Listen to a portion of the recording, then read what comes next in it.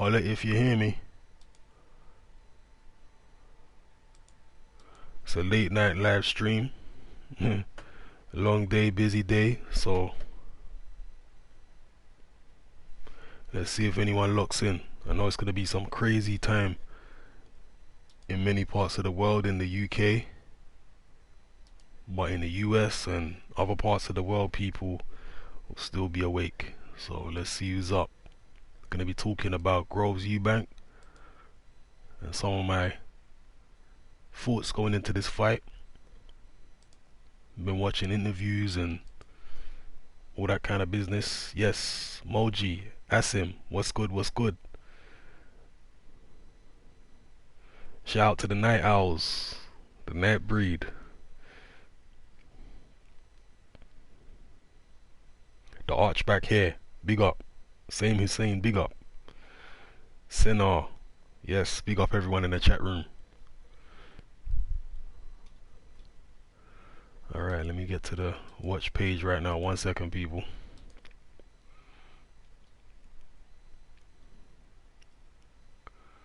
Okay, 28 locked in.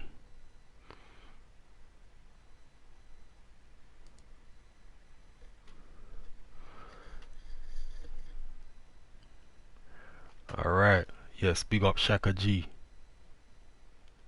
D Pog, Hampy's Universe, Box Minds. Let me know if you can hear me loud and clear, people. We got everyone in the chat room right now. Hampy's Universe, yep. James, Featherstone, Nizzy Kid Remix, Apex Bossman, big up. Gordon Taylor, big up.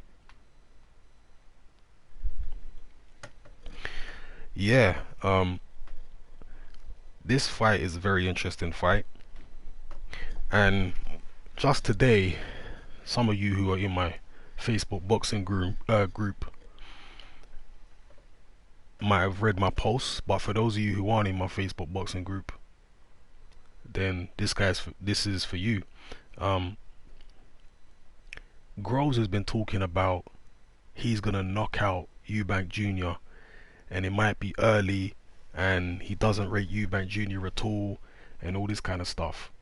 And that hasn't been sitting well with me. You know, in my head I'm thinking, is Groves that deluded to thinking this is such an easy fight? Big up David Brent, big up Hatman Boxing, big up Roger, big up everybody, big up Scott.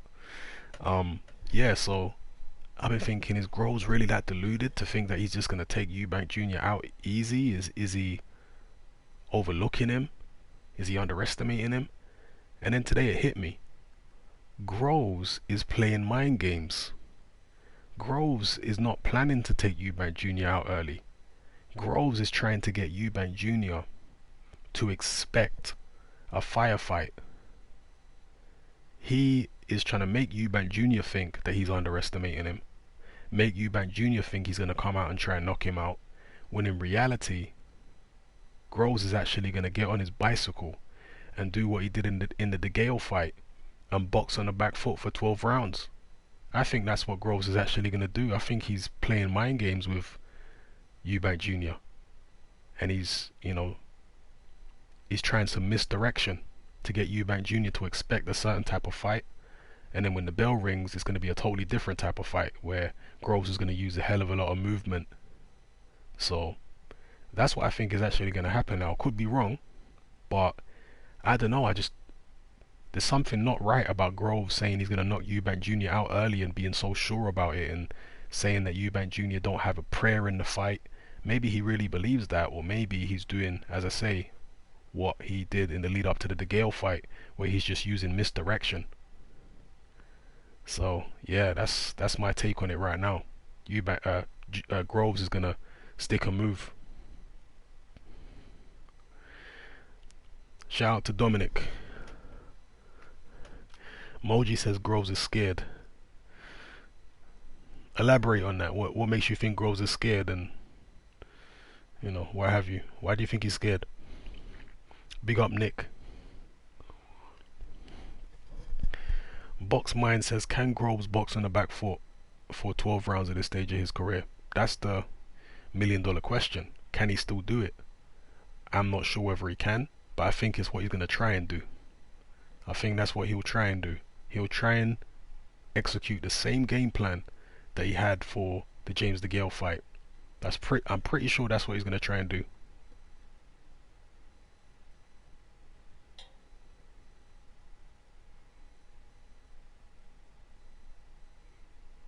It's the House says, if Groves' jab couldn't keep Froch's slow hands from landing, how will it keep Eubank away? That's a good question again. You know, I'm not necessarily saying that Groves' strategy is going to work, but that's the strategy I think he's going to use. Gorguga says that's the only way Eubank has been beat, when BJS did the old sticker move, and I guess that's a blueprint. Yeah, indeed. I think that's what Groves is going to do, and it's not just a physical strategy in the ring, but it's a mental strategy of getting Eubank Jr. to expect a different type of fight. You know, it's like David Haye. You remember when David Haye fought Valuev? All David Haye was talking about in the lead up to the Valuev fight was knocking Valuev out. But when he got in the ring, it was stick and move all night. It was misdirection. It was getting Valuev psychologically to prepare himself for a guy coming at him and attacking, when really he had no intention of doing that, and he was actually going to stick and move. So I think Groves is trying the same psychological ploy. And sorry, somebody asked earlier on, do they think it's going to go the distance? I think it's going to be a long fight. Whether it goes a distance or not, I'm not sure. I think if anybody gets stopped late, it's going to be Groves getting stopped late, because we know his gas tank tends to run on empty or run on fumes late in fights. We've seen that many times. Even in the DeGale fight, he was holding on in the last few rounds against DeGale.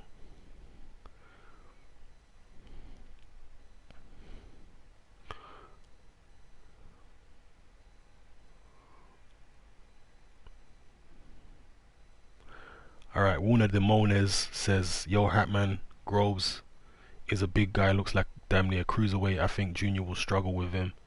You know, we'll see. It's such a fascinating fight. It's such an interesting fight. And by the way, how are you guys watching it?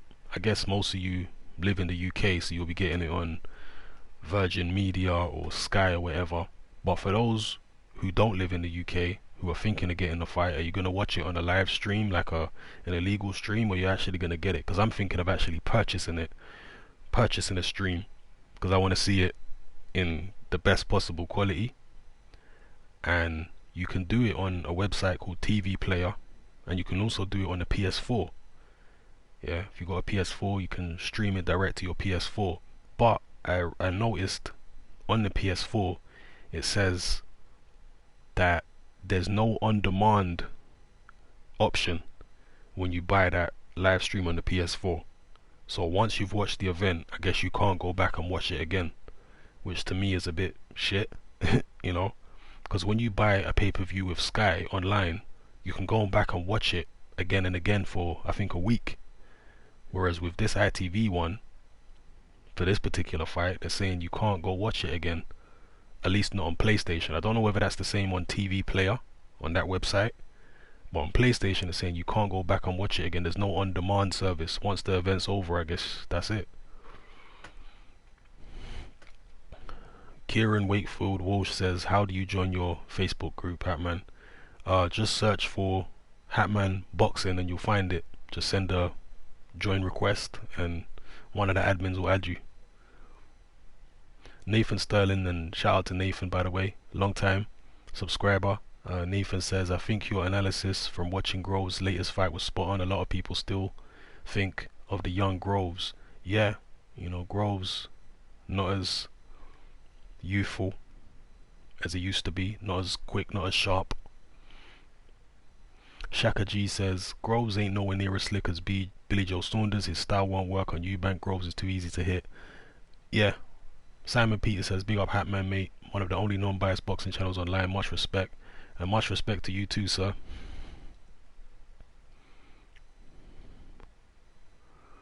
Groves looks ancient now. You know, I'm still sticking with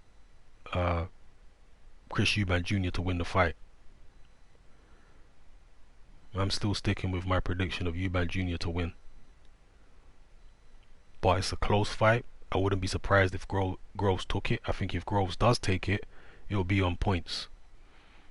I think it's going to be difficult to knock Junior out. Not just because I think Junior's got a good chin, but also because he's athletically gifted, and he's not one. You look at the guys that Groves has stopped, and by the way, Groves hasn't dropped anybody in his last 4 fights from a headshot. He dropped Jamie Cox with a body shot, but in his last 4 fights, nobody's gone down from head punches. Martin Murray didn't go down from a head punch. Cox didn't go down from a head punch. Goodneck didn't go down from a head punch. And who is the other guy that he fought in his last 4 fights? Somebody jogged my memory. But in his last 4 fights, he hasn't dropped anybody with a headshot.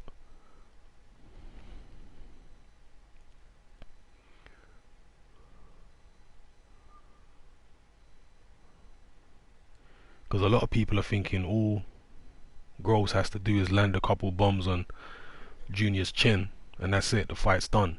But Junior's never shown any fragility in terms of punch resistance, and on top of that, even if he can hurt Junior, I don't think one punch is going to do it. And Junior is quite slippery. I know he overcommits and leaves his chin in the air when he's letting go with his combinations, but when he decides to be defensive, he's actually quite slippery. You just go watch him when he's maneuvering himself around the ring. He constantly moves his head from left and right, up and down, all over the place. It's quite difficult to tag him when he's in a defensive mode. So if Groves hurts him and goes for the kill, do you really think Groves is going to be able to finish him off? I have my doubts. I think Junior is very slippery.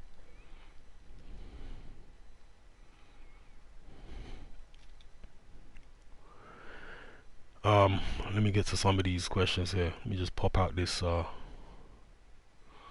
see, I'm obviously this is a PlayStation stream, but I can still see the chat on my laptop, which is what I'm looking at. So let me just get it, pop out the chat.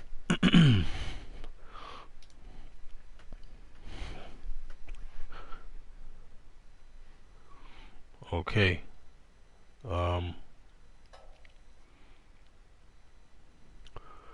Do I think Junior can win the competition? I think the Groves fight will tell us a lot. I wouldn't be surprised if he beats Groves. I wouldn't be surprised if the bookies make him the favorite to win the whole thing if he beats Groves.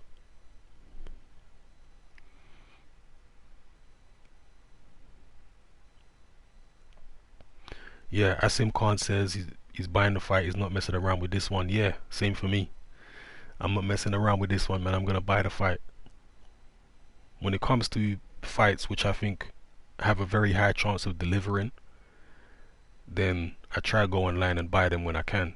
I certainly bought Joshua versus Klitschko because, you know, that was just a must see in the best possible quality for me. Jules, big up Jules, big up.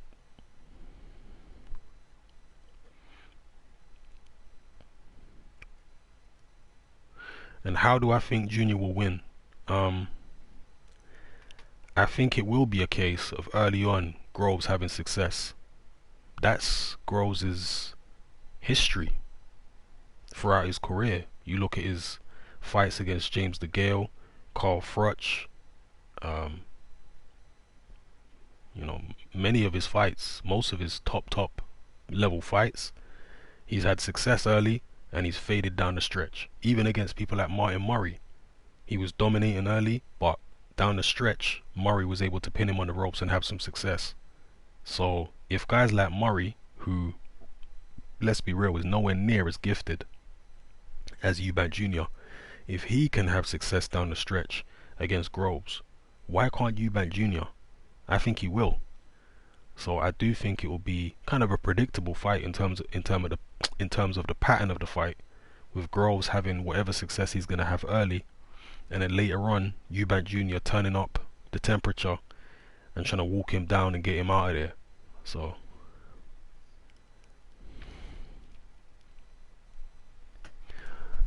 AZ Boxing says, are you looking forward to seniors interviews? Definitely. Yeah, I always look forward to seniors interviews. I always look forward to his interviews.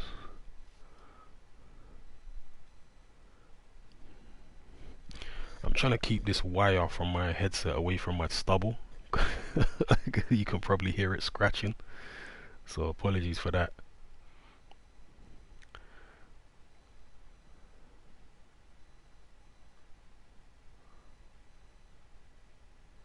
Gokirat Singh says, is Shane McGuigan an overhyped trainer? Everyone seems to flock to him and now are leaving him slowly.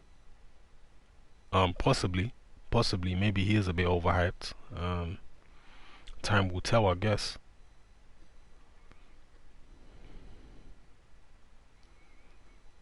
Time will tell, but Grove seems happy with him in the moment, so we'll soon see. If Groves loses, is he gonna turn on? Is he gonna turn on Shane McGuigan the way he turned on Paddy Fitzpatrick? Nathan Sterling says the Eubanks have been lucky with the World Series, but I'm happy about it as Hearn has grown too arrogant and Warren's cards are flaccid. Yeah, there's an element of luck to what's happened to the Eubanks, but there's also an element of creating your own luck. The Eubanks put themselves in a position to where they could be in the World Boxing Super Series, and they're not just in the World Boxing Super Series. The Eubanks are the flagship act, if you want to call them that, of the World Boxing Super Series. Yeah, the Eubanks had an ITV deal before ITV got the rights to the World Boxing Super Series. Is that just a coincidence? I don't think so. I think that the Eubanks were instrumental in ITV getting the World Boxing Super Series because they knew they had a brand that they could sell with that particular, series. So I think, yeah, if the Eubanks weren't with ITV, I think there's a good chance ITV wouldn't have had the World Boxing Super Series. They wouldn't have bought the rights for it.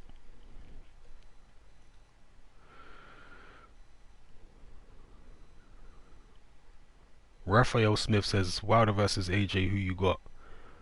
I'll answer that question after their next two fights. After Wilder fights Ortiz and Joshua fights Parker, then I'll give you a prediction on Joshua versus Wilder, because we're going to learn a lot about both men in those fights.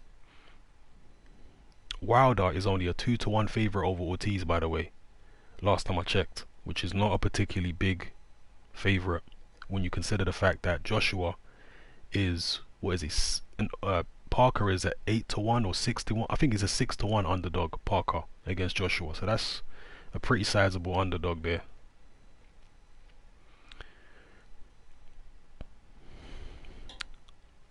Nick Mandelberg says, if self-belief plays a factor, surely Junior has a massive advantage. I think both Junior and Groves have massive self-belief. If you look at the things that Groves has come back from, the defeats, you have to have self-belief to come back from them kind of defeats. So, but then again, they say a fighter who's lost knows how to lose, whereas a fighter who's never lost don't know how to lose. So his self-belief is often on a different level. But actually, Junior has lost. What am I talking about? He lost to Saunders. So yeah, I don't know. I think they've both got tremendous self-belief. So I don't necessarily see a massive advantage in terms of self-belief for Eubank. He's never been knocked out, I suppose, so maybe he's got more belief in his chin, but yeah.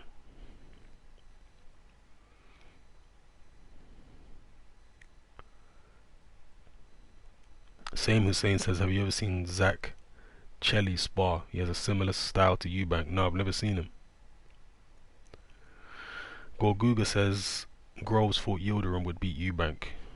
Yeah, wishful thinking. I mean, James DeGale said that Eubank would pull out of the tournament after he got past Yildirim. So there's a lot of wishful thinking when it comes to the Eubanks, and they've clearly proved a lot of people in boxing, a lot of other fighters, wrong, because they're very serious about this tournament, clearly, and they were very serious about the Groves fight.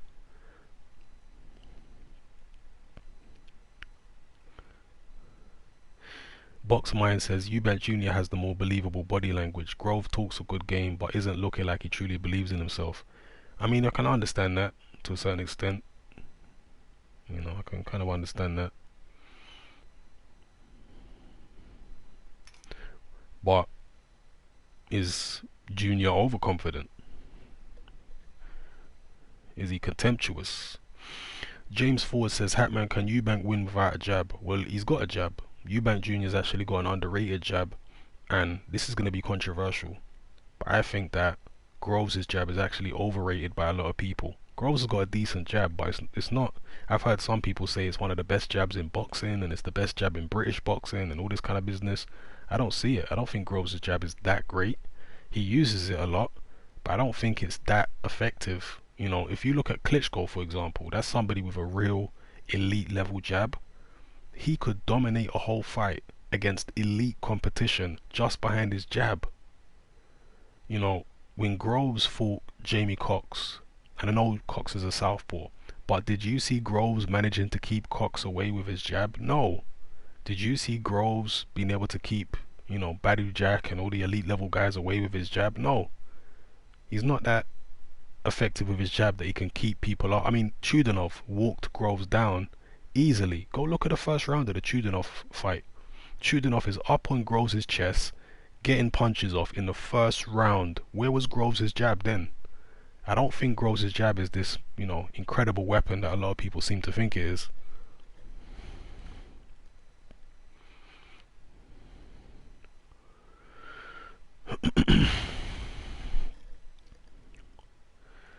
Shaka G says, have you got any suspicions on why Groves and Eubank split with trainer Adam Booth? Eubank, we know why, because Eubank basically wouldn't obey Adam Booth, so we know why that split happened. The Groves split, I'm not sure. I'm not sure, because Groves has never really come out and fully explained it, and neither has Booth. They've been both kind of tight-lipped about why they split. But I do remember Groves saying that there was tension between him and Adam Booth prior to them eventually splitting. You know, in previous training camps, where Groves said that Booth, you know, split with him via text message, and he said he'd done it previously, but I guess they'd, you know, made up or whatever. So yeah, for some reason there was tension between Groves and Booth for a long time, but who knows why. With Junior, we know why, because yeah, he wouldn't obey things that Adam Booth was saying, so Adam Booth walked out. He said, I can't deal with this guy, he's not listening to me, and what have you. Simon Peter says, Hatman, what do you think to the UK hardcore boxing community channels? Do you find a lot of hypocrisy and bias? To be honest with you, I don't watch that many other channels because I'm usually so busy with my channel. There are some channels I watch, obviously, like boxing gossip and whatnot, but there's not that many other channels I watch, so I'm probably not in the best position to say. Stephen Kerr says, is the Billy Joe Saunders rematch the biggest payday for Eubank Jr. in the future? Depends what Billy Joe Saunders does, you know, depends what he does. If he's able to beat Canelo or Golovkin or some big name like that, then yeah, it could be a huge payday for Eubank Jr. But I'm pretty sure that Eubank Jr. in the Groves fight is going to be earning way more than Billy Joe Saunders has ever earned in his entire career. This is a big earning fight for the Eubanks. And remember, the Eubanks have got an amazing deal with ITV. So just imagine the kind of pay-per-view percentage they're going to be pocketing for this Groves pay-per-view. I mean, it's going to be probably a far more generous percentage than they'd be getting if they were fighting under Eddie Hearn. Troglodyte says, is Parker's stamina questionable considering Parker gassed out early against Takam? That's a good question. I think Parker against Takam was suffering a little bit from nerves and pressure, and sometimes nerves and pressure can really take it out of you in terms of stamina. So he didn't have any problem against Ruiz. in terms of his stamina. So, and he didn't have any problem against Hughie Fury either with his stamina. So I think in the Takam fight, I mean, you could say it was just a harder fight, and that's why he kind of gassed in the middle rounds. But he got his second win. So, no, I don't think Parker's got any stamina problems. I don't think so. Leo O'Brien says, let me scroll back and look at that comment there. Leo O'Brien says, Hatman, what do you think of Matchroom saying that Deontay Wilder will be ringside for Joshua Parker even before he fights against Luis Ortiz? And what do you think they will do if he loses? I guess they'll try to set up a fight with Ortiz. You know, Wilder, his confidence and maybe his arrogance seems to have gone to a totally different level in the past few months, but I'm not sure how much of that is really him and how much of that is him being told to hype up a Joshua fight. You know, I'm not sure. But I just watched Ortiz's last fight. I know it was against a journeyman, but I just watched his last fight today. You can go watch it on Daily Motion. They've got a very good quality version of Ortiz's latest fight. And when I looked at him and how slow he was moving, and that guy that he fought, that journeyman, nearly caught Ortiz. You know, he just missed Ortiz by inches with some big punches. He just wasn't accurate enough to land, but Ortiz was open to a right hand. And obviously Ortiz is not going to be as contemptuous against Wilder as he was against that guy. But still, I think Wilder's going to win the fight. And I think he's going to stop Ortiz. Yeah. I think Ortiz is too old. Look, I'm not discounting Ortiz's chances at all. He could win. Wilder is definitely not as good technically as Ortiz, but there comes a point when size, speed, and athleticism and ring activity, sharpness can overcome a superior technical fighter. And just looking at Ortiz in his last fight, he didn't look impressive to me. Even though he knocked the guy out, I saw mistakes there. I saw a lack of speed. I saw a guy who didn't look in particularly good condition. I think Wilder's going to take it. But if Wilder does lose, yeah, I can't see Ortiz. Actually, Ortiz is an Al Haymon fighter. So maybe Al Haymon will have some type of other plan for Ortiz. I don't know. Maybe he'll want to match him against one of his other heavyweights before going in with a unification against Joshua. But Ortiz, if he beats Wilder, is going to want the Joshua fight ASAP, because that will be a payday beyond Ortiz's wildest dreams. You know, from growing up in poverty in Cuba and not really getting paid much for most of his professional career, to get the and he's not going to get paid much for the Wilder fight, relatively speaking. So if he was to beat Wilder, I mean, he's going to jump on the Joshua fight. He's going to want to get that payday ASAP. Alright, let me get to some of these other questions here.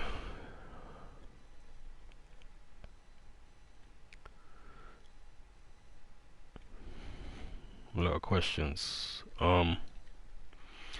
Yard or Boatsu, who wins now?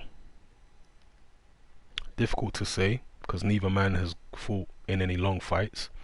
I think Yard is more naturally talented than Boatsu. I know that's probably not a popular opinion, but yeah, I think Yard is way more naturally talented. I think he's more athletically gifted. I think he's a harder puncher. He's more explosive. I don't know who has the physical strength, but Boatsu is obviously far more seasoned. He was an international amateur, extensive amateur career, been around in boxing far longer than Anthony Yard has, and that kind of seasoning I think would come into play in a longer fight. I think early on Yard would give Boatsu a lot of problems, but if Boatsu got out of the early rounds and it progressed into the mid and late rounds, I think that's when Boatsu's class, his experience and all that may come into play. But it's hard to say because we ain't seen either of them in a long fight. So when you're dealing with prospects like that, you know, if it was, let's say, a 6-rounder between Yard and Boatsu, I might actually pick Yard to win. As controversial as that is. I know it's fashionable to doubt Yard because he's got like a fake, people see it as a fake Floyd Mayweather style, so it's fashionable to hate on that. Um, but that's just what I feel. If it was a 6 rounder, I'd probably pick Yard to win. But in a 10 or 12 rounder, I'm not sure.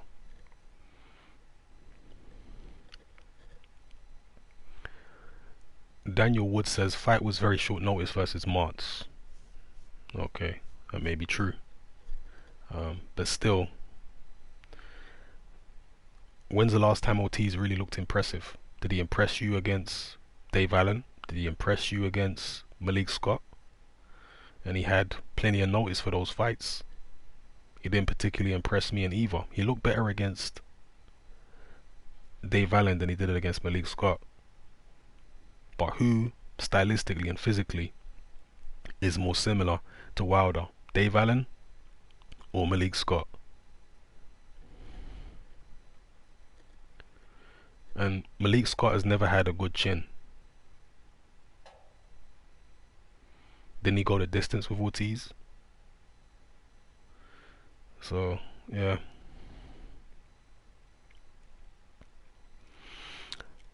Apologies if I can't get to everybody's questions because there are loads and as you can see they're coming thick and fast, so apologies if I can't get to everybody's questions.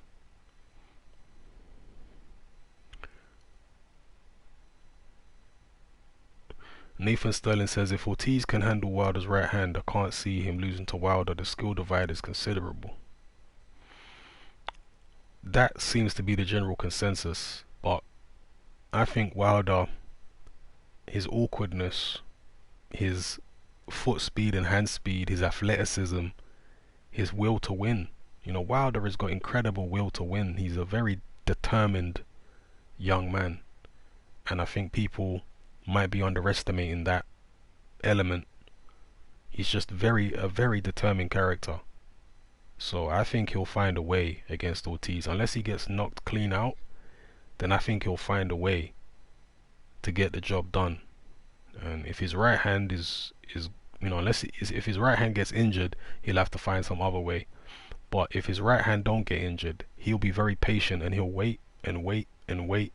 And as soon as he gets the opportunity to land the right hand clean, he'll land it. And I'm sure that he will hurt Luis Ortiz very badly if he lands his right hand clean. I don't see Luis Ortiz walking through Wilder's right hand. Could be wrong, but I don't see it. There was times in the Malik Scott fight, and people said it was a headbutt, but no, there were several occasions in the Malik Scott fight, at least 2 or 3 occasions, where Malik Scott landed a big punch on Ortiz, and Ortiz was surprised, and he became far more cautious after getting hit with a big right hand from Malik Scott. And we know Malik Scott is not a puncher. When Wilder cracks Ortiz clean, how much ambition is Ortiz really gonna have? Is he willing to walk through fire? Yeah, I mean, as I say, I'm not discounting Ortiz's chances. He could win the fight. Wilder has got plenty of technical flaws, but pretty much everybody Wilder has boxed is technically better than him in world title fights. Everyone he's boxed is better than him technically, aren't they? None of them windmill the way that Wilder does. None of them are as ungainly and sloppy looking. They're all technically better than him, but none of them have been able to make it count. They've all lost. Gerald Washington is technically better than Wilder. He still got knocked out. Spilka. All these guys are technically better than Wilder, but they couldn't make it count. Wilder's speed and his ability to land that big right hand was able to overcome everybody he's fought so far. And I think it will be the same against Ortiz. I think the speed and that right hand, the length, his awkwardness, it'll overcome the advantages that Ortiz has technically. Uncle Burnt Apostrophe says, where do you think Wilder's power generates from? Speed of action and leverage? Yeah, it's a combination of things. But one of the things that helps Wilder with his punching power is the fact that he's so lanky And that might sound weird, but it's kind of like Tommy Hearns. You know, Tommy Hearns was this big lanky guy, um, but because he was lanky, he could move his limbs extremely fast. He could whip the punches in with tremendous speed, and that's like Wilder. You know, Wilder isn't 250 pounds like Joshua. So when Wilder cranks those levers, you know, sets himself and delivers them punches, because he don't have all that bulk on him, the punches, the right hand just comes way quicker than anything Joshua would throw. You know, it's just such a fast whipping punch, and that's part of why he's so powerful. Right, let me get some more questions here.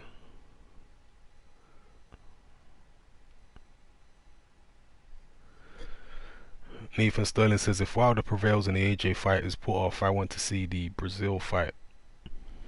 Yeah, Wilder Brazil, I'd like to see that. Lawrence, big up Lawrence. Yeah, indeed. Wilder, one trick pony, but it's a good trick. That was Melanargy, what he said about Adonis Stevenson. You know, maybe a one trick pony, but it's a hell of a trick.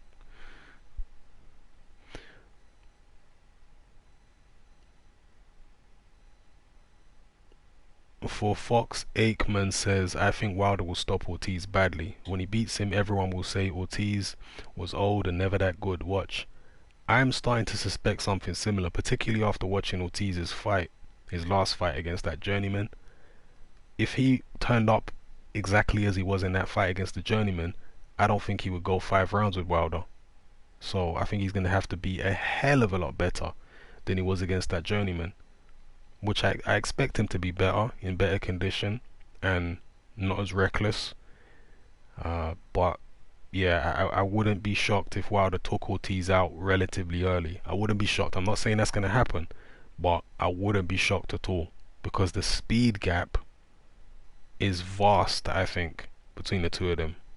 Wilder's punches are so much quicker than Ortiz's. His movement is so much quicker. The way he moves around the ring is way faster than Luis Ortiz. Yeah, way off track. This is supposed to be Groves Eubank, indeed. Let me get back onto Groves Eubank if I can. Well, I have to answer the questions too. It is a Q&A, so you know.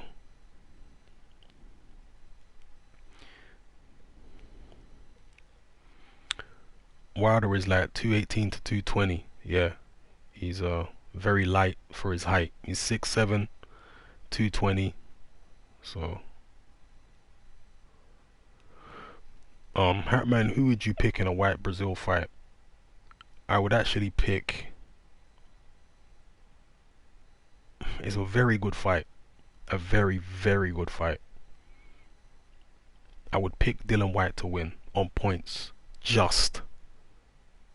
But that's a very good fight, because Dominic Brazil is slow, and he is painfully slow, Brazil, but he is an incredibly tough man. When you're talking about mental toughness, Brazil is right up there with the toughest heavyweights in the world in terms of mental toughness. Brazil is a very mentally tough man. He's got a big heart, and if you don't knock him out clean, he's gonna keep coming at you like an Antonio Margarito type situation. He will keep coming at you. You better keep him down, and even when you drop him, he's gonna get up and still come back at you, you know. So you better try to keep him on the floor. And Izu Agono found that out to his detriment when he fought Brazil. But where's Brazil been? He hasn't fought since the Agono fight, has he? Correct me if I'm wrong.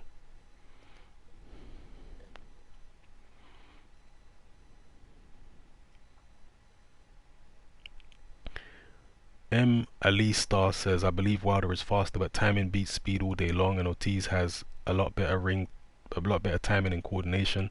Wilder lacks coordination. And well, I agree, he lacks coordination and all that kind of business, but his coordination is good enough to land his right hand. You know.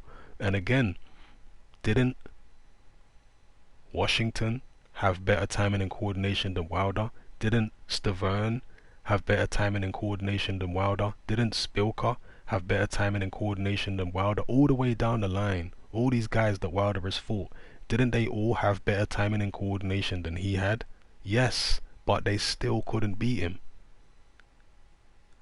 So people obsess over Wilder's weaknesses and do it to the point that they're blinded by them and they can't see how effective his strengths are. You know, his strengths are very, very strong. Very strong.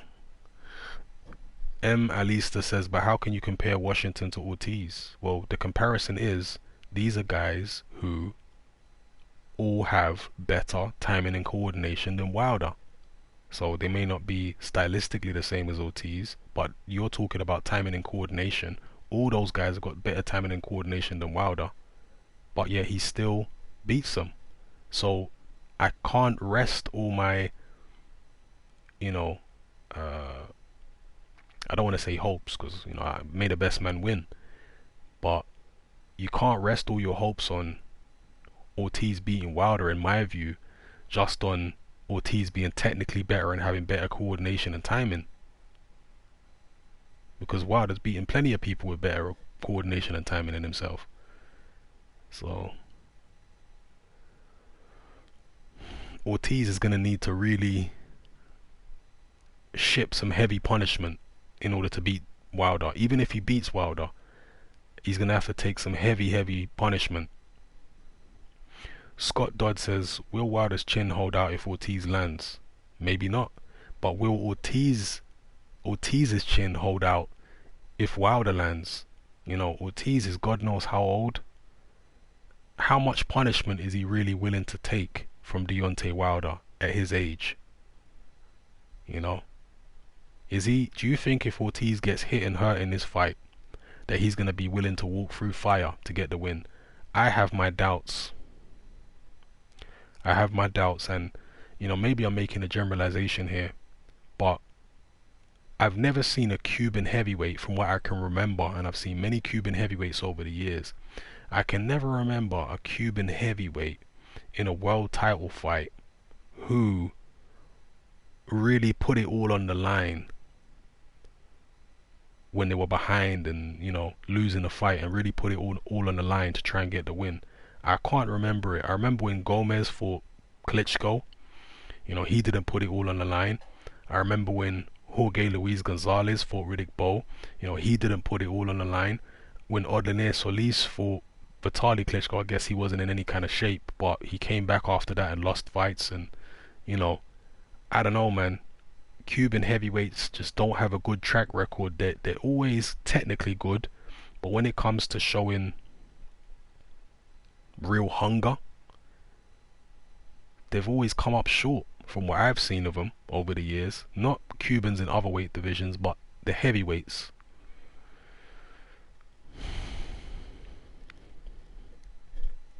And maybe that is a generalization, but you know, that's just what I've seen.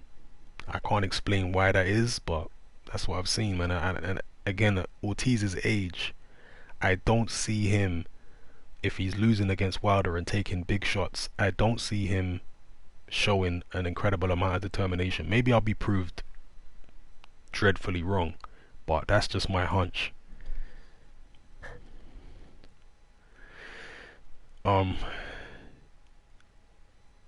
Somebody says, what do I think of Wilder's bone structure? Let me go back and read that comment properly. What do you think of Wilder's jaw? His bone structure is very thin. Well, there have been guys with thin bone structures that have got very good chins.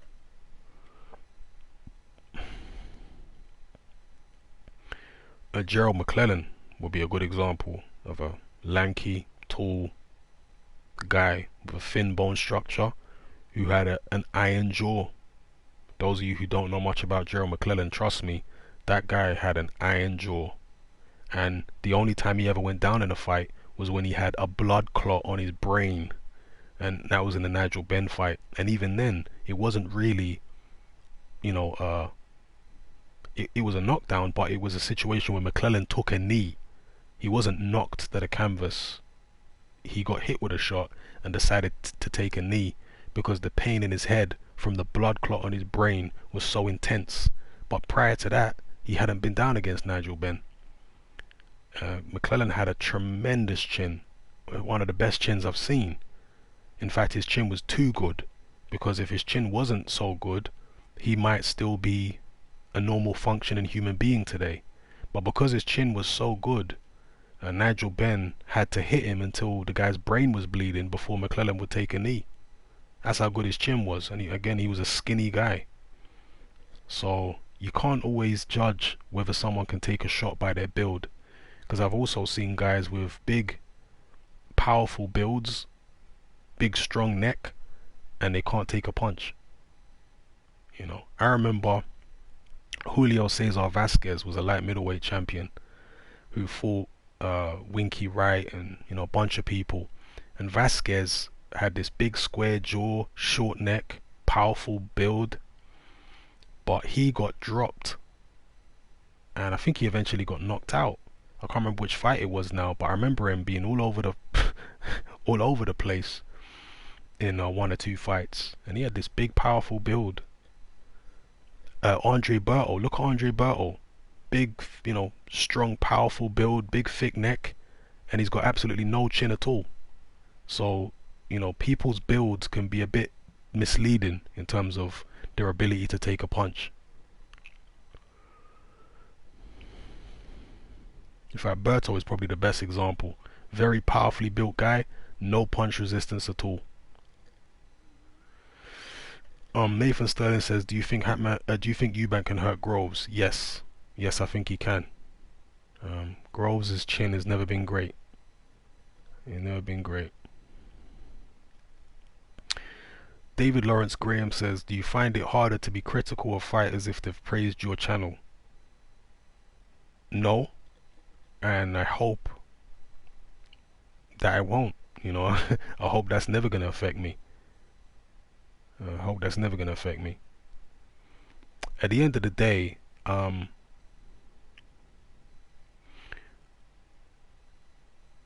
it comes to what's going on in the ring, it's easier to be objective for me, because, you know, you're just looking at who wins a fight and whatever. Outside of the ring, people's personalities have an effect on you. You know, you might like certain personalities from an entertainment point of view, but it don't mean you won't criticize them. But you do take to certain personalities more. Like, for example, Carl Froch says a lot of stuff that I don't agree with, and Carl Froch is a guy who I've criticized a lot over the years, but I can't help at this point actually liking Carl Froch's troll-like persona. Like, Carl Froch is a troll, but I'm entertained by the guy. I can't help it. He just entertains me. The stuff he got. People seem to hate Carl Froch as a commentator, and he's always, you know, saying all this bitter stuff about Andre Ward, and, you know, coming out of all these bitter comments, and they say that he's very biased in favor of Sky Fighters to the point that it's cringeworthy. That might all be true, but somehow I still like I still like Carl Froch. So yeah, I'm still willing to criticize Froch, but I like him at the same time, you know. And as far as fighters who have said, you know, good things about my channel, O'Hara Davis, and you know, other people over the years, Dave Allen and Lawrence Okolie, and all these different fighters, I'll still criticize them. You know, in the Okolie Chamberlain fight, I said Okolie, really, if they'd had a fair referee in there, he could have got disqualified, because the holding that he was doing was excessive. It was over the top, and he shouldn't have been allowed to get away with it. The only reason that I was maybe a little more lenient on Okolie than I was on somebody like Breedis is because Okolie is a novice. Okolie has only had, he had 7 fights, and he was in a headline fight at the O2. So the kind of pressure that was on him is incredible for a guy with such little experience. So that's why I wasn't as hard on him as I was maybe on Breedis, or, you know, some top level world champions with experience. They should know better than to be fighting like the way Okolie did. You know, they've had experience. They're not overawed by the occasion and all that kind of thing. So I'm harder when fighters like that do it than some 7-fight novice, you know. But in terms of the fact that Akodi has bigged up the channel before, nah man, like, it's not gonna stop me criticizing him or anybody else.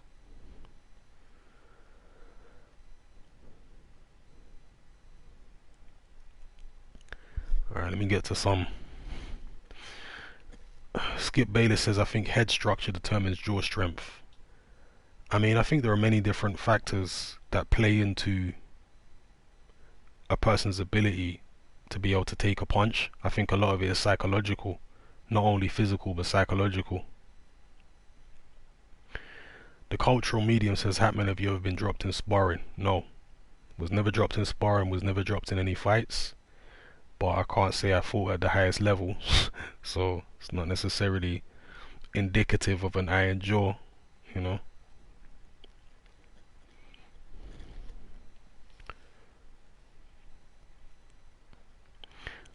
K Tho says, if Eubank wins the tournament, step up to light heavyweight, drop down, fight Triple G. What fights are out there? Well, if he wins the tournament, it's going to be around the same time that Triple G fights the Canelo rematch. So we need to see what happens in that Canelo rematch. If Canelo wins or Triple G wins, you know, that will determine a lot. If Triple G loses, is he going to try and chase another Canelo fight? I guess it depends on the manner of his loss.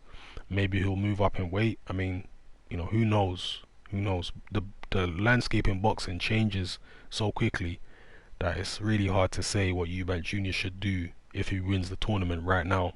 You know, we need to see what the landscape of boxing looks like after May, because I believe the World Boxing Super Series final would be in May or June.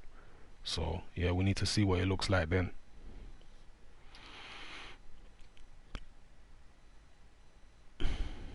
Crusher says, you can't really say Spilkart or Washington was any good at all. Look at both their last fights, both got schooled with ease. Still trying to think of a single person Wilder beat who was any good. Well, again, Crusher, you're missing the point, because people are saying that Wilder is going to lose to Ortiz because Ortiz is better coordinated and has better timing. And I'm saying that Spilkart and Washington are also better coordinated than Wilder and have better timing. I'm not saying they're amazing fighters, but what I'm saying to you is they're both better coordinated than Wilder and they've got better timing than Wilder, but their coordination and timing was not enough to win. That's the point I'm making. So if you think Ortiz is going to win, in my mind it has to be based on more than just better coordination and timing, because everyone's got better coordination and timing than Wilder. Well, I'm not sure about the timing actually, because Wilder's got good timing with the right hand. Yeah.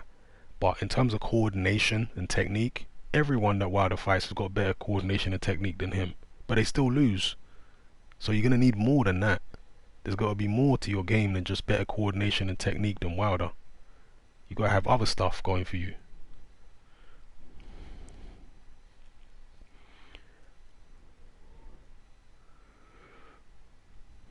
Hagler says, my only question is whether Eva has the desire. Should he go to the trenches? Groves had shot his bolt versus Chudinov, premature stoppage. Junior under pressure will fold. Public school weakling. We've never seen Junior in any real trouble. We've seen him under pressure. We've seen fighters put him under a lot of pressure, but because he's so slippery, he is able to get away. When have you ever seen Junior marked up in a fight? You know, he's been in long fights, but he avoids getting hit a lot. Junior's defense is actually underrated. When he's on the attack, he does leave himself open, but very few people have managed to land many punches on Junior. So we don't know what he's going to be like in a crisis. He's never been in a crisis. So that is an open question for Junior. Like, what's he actually going to be like in a crisis when his heart is tested? His heart has never been tested. His chin has been somewhat tested at a lower level, but his heart has never been tested. So that's an open question. How will he do if he really gets in trouble? We don't know.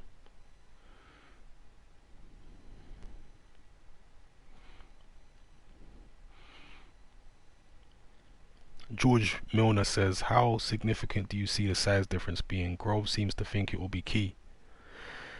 Um, I don't think the size difference will be that much of a factor. I think if Groves has any advantage, it's not his size. I think it's stylistically and skills that will be, and punching power, which I guess, punching power is, size has something to do with punching power. But other than that, I don't, I'm not expecting size to play that much of a factor because Eubank Jr. is such an energetic fighter. Um, he throws so many punches and he's so good on the inside. He's so slippery on the inside. I don't think size will be much of a factor. I think it's going to be technique, skills, maybe Groves' superior reach.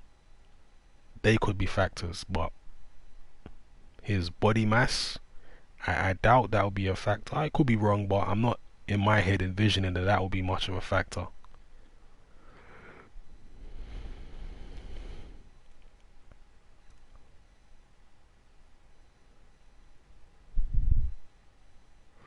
Alright, again, apologies if I can't get to all your questions. I'm trying to get through as many as I can. Somebody said they think, for Fox, Hman says, I think Spike hits as hard as Groves. Possibly. I mean, I think Spike hits very hard. I've seen a lot of Spike O'Sullivan's fights, and he punishes people. I mean, I know it's at a fairly low level, but I think Spike is a hard point. I don't know. I can't say he hits as hard as Groves, but he hits hard. And Spike said that when he hit Eubank Jr., he expected him to go, but he didn't. And Spike was like, what, Eubank Jr.'s got a good chin. Trust me, that guy can take a shot.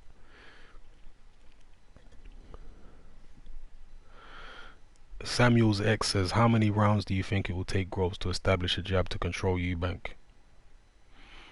We'll see, but I'm expecting Groves to move a lot from early and try and catch Eubank lunging in with the counter right hand. That's what I think his strategy will be. He'll just move around the ring and he'll try and get Eubank to overcommit and lunge at him, and he'll strike with the right hand. So I don't necessarily think the jab of Groves is going to be that much of a factor. I think it will be more Groves' counter right hand and his movement, which will be more of a factor. I don't see Eubank taking that many clean jabs from Groves. You see the guys who Groves manages to jab a lot, they're these stationary guys who come forward with the earmuffs on with their hands up, like Martin Murray and these kind of guys. Junior is far quicker, more dynamic. He's going to move his head. I don't think it will be easy for Groves to land the jab on Eubank at all. So I think Groves will use his feet. Yeah, he'll throw jabs, but I don't see him having the success with his jab that he's had against the more stationary guys. He's just going to move around and look for that counter right hand when Eubank jumps in. For Fox, Hman says, Grove's stamina and chin have never been that good. I agree. Nathan Sterling says, what weight class did you box? I boxed a super heavyweight. Uncle Burnt Apostrophe says, I'm out early. Thanks for the podcast, Hatman. Roll on the big fight week. Yes. Good to have you locked in. Catch you tomorrow or whenever you're back on.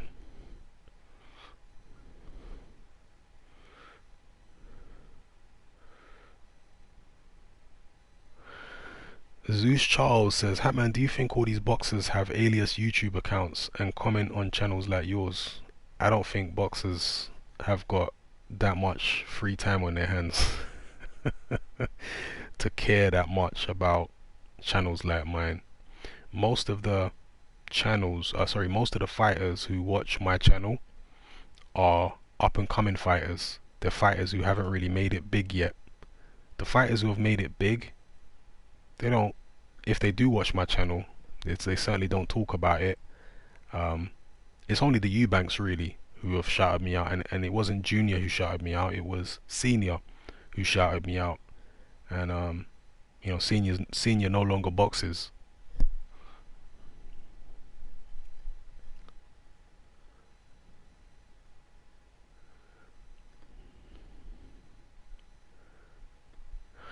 SP says, is Eubank's best bet to come forward or fight on the back foot? To come forward, I think. And I think Eubank Jr. has to use his jab, actually. You know, we're talking about Groves' jab. I think Eubank Jr. needs to use his jab a lot in the fight. Yeah, and I think if he uses his jab, people will be surprised at how effective he is with his jab against George Groves, if he actually uses it. So, yeah. Sorry, let me scroll up and see some of these other. Again, apologies to people whose comments I haven't read yet, or people whose comments I missed. I'm trying to get to as many as I can. The cultural medium says, worst chin you've ever seen in boxing other than Khan. Good question. I'd probably say Herbie Hyde. Herbie Hyde had a terrible chin. I mean, just terrible. A heavyweight anyway. A cruiserweight, his chin wasn't so bad. You know, the guys are not as big. But a heavyweight, Hyde's chin was just appalling. If you watch Herbie Hyde when he fought Vitaly Klitschko, a lot of people watched the replay of the Klitschko knockout, and they said that Herbie Hyde got knocked out by a punch that didn't land because the Vitaly Klitschko right hand basically skims past Hyde's face. It doesn't really connect. And people are thinking, how the hell was Hyde knocked out by a punch that didn't land? But if you watch very closely on the slow motion, it's a left jab from Vitaly Klitschko that hits Hyde in the face. The right hand misses. Hyde is knocked out from a left jab. From a Vitaly Klitschko left jab, knocks him nearly out cold. And even in the Riddick Bowe fight, there were glancing blows. Hyde was down, what, 5 or 6 times against Riddick Bowe? And many of the shots that dropped him were just glancing blows that wouldn't have dropped anybody, really. You know, when you consider the punches Holyfield took against Riddick Bowe and many other fighters took against Riddick Bowe, Larry Donald, and you know, God knows who else. Hyde really had a really, really weak chin. Bruce Seldon also had a pretty weak chin, and that's another guy. Bruce Seldon had a tremendously powerful physique. He had a massive neck, like 19 or 20-inch neck. Powerfully built heavyweight, Bruce Seldon, but he just had no chin at all. None. But yeah, the worst I'll probably say is Herbie Hyde's chin. I remember when Herbie Hyde fought a journeyman called Joseph Chingangu. I think he was from Congo. I might be wrong. He was an African journeyman, and he knocked Hyde's spark out. Hyde was knocked out famously in sparring by Danny Williams, by a Danny Williams jab. So the Vitaly Klitschko fight was not the only time that Hyde was knocked out with a jab. He was also knocked out with 16 or 18 ounce gloves on in sparring by Danny Williams. Yeah. So I don't think Khan is, well, I know Khan has never been knocked out with a jab, but Herbie Hyde has. Obviously Khan has never fought people with as much weight on him other than Canelo as Hyde did, because Hyde was fighting some big men. You know, when he fought Bowe was, I don't know, 30 pounds heavier than he was, and same with Klitschko. Khan has never fought anyone that much bigger. But still, did Canelo knock Khan out with a jab? No. So yeah, I'd say Hyde had the worst chin I've seen. Out of any top fighters anyway. There might have been journeymen and stuff like that with worse chins, but in terms of the top level fighters, I've never seen anybody with a worse chin than Hyde. Michael Moorer also had a pretty poor chin, a heavyweight. His chin was quite weak, but I think Hyde's was worse. Yeah, Hyde's was worse. His chin was terrible. Daniel Wood says, what about Price? He got to be up there. No, I think Hyde's chin was much worse than Price's chin. Much worse. Yeah, much worse. 6'2" for the people who keep asking. Yeah.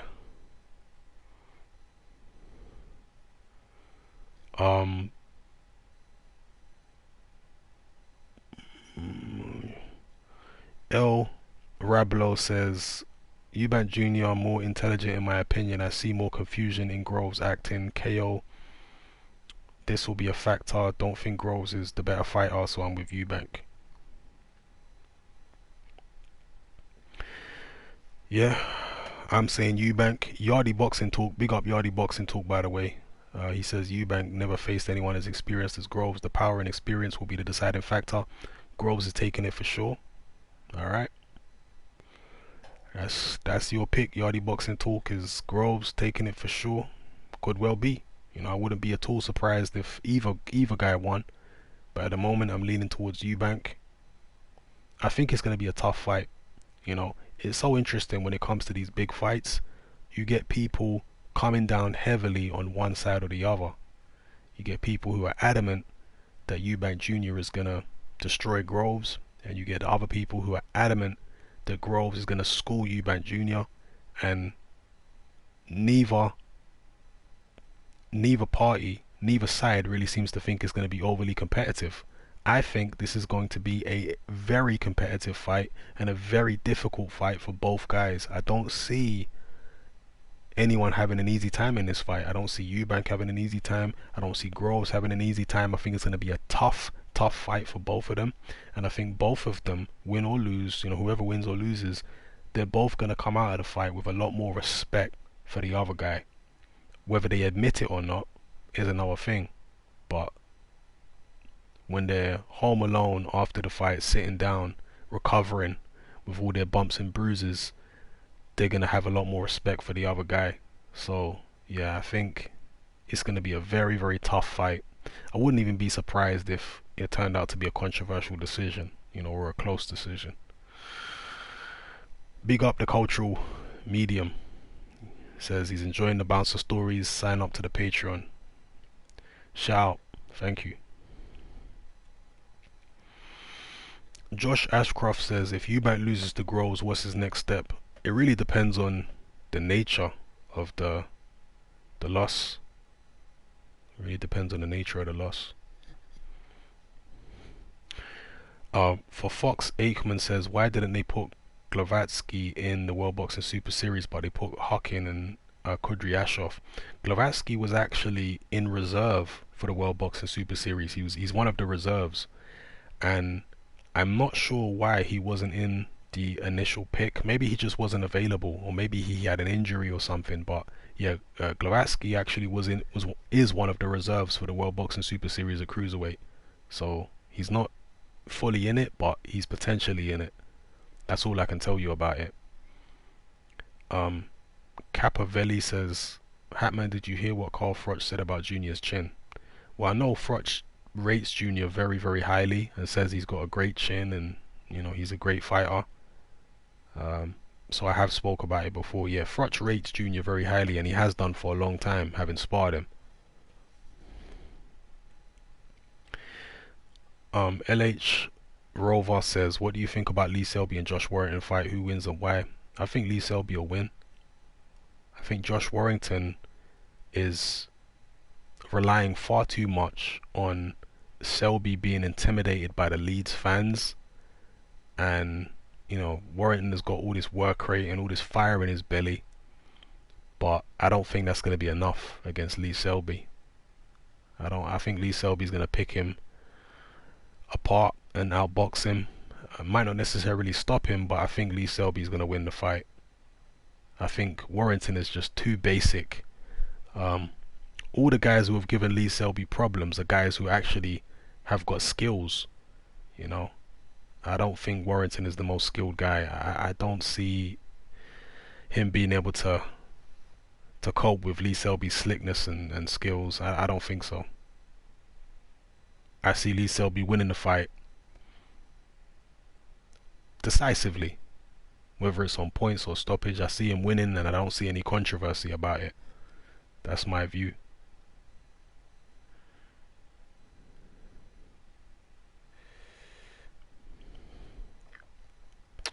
Daniel Wood says, just check the odds. Actually, Eubank Jr. odds aren't that short anymore. They were a few weeks ago. Actually, who is the favourite in the Groves Eubank fight with the bookies? I haven't even checked. Is Eubank favourite or Groves? Kashif says, what do you think about Arfan Iqbal versus Simon Vallily on the Groves undercard? I never actually realized it was in the undercard. Arfan Iqbal is an interesting cruiserweight prospect. I haven't seen too much of him because which promoter is Arfan Iqbal actually with? He's not obviously not with Hearn or anyone like that, is he? Because most of his fights that I've seen have just been on like YouTube at Your Call, you know. So I haven't seen too much of him. I need to see more of him. But I do wonder with Arfan Iqbal because he's quite pudgy. You know, he's quite fleshy. His body. It kind of reminds me of Darren Corbett. There was an Irish cruiserweight back in the days called Darren Corbett, and he was of a similar kind of build, and he was also a similar style to Arfan Iqbal. He was an aggressive guy, a puncher, and he kind of reminds me of him.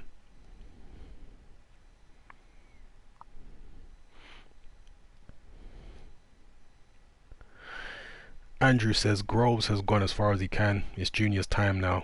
There does seem to be an air of that for me as well, a slight air of that. I don't know. Eubank Jr. is the fresher guy. He hasn't taken the punishment,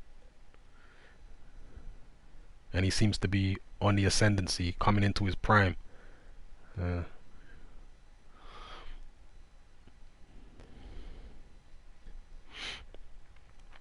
Fox Aikman says, what's happening with Gary Russell Jr.? He's supposed to be fighting Joseph Diaz.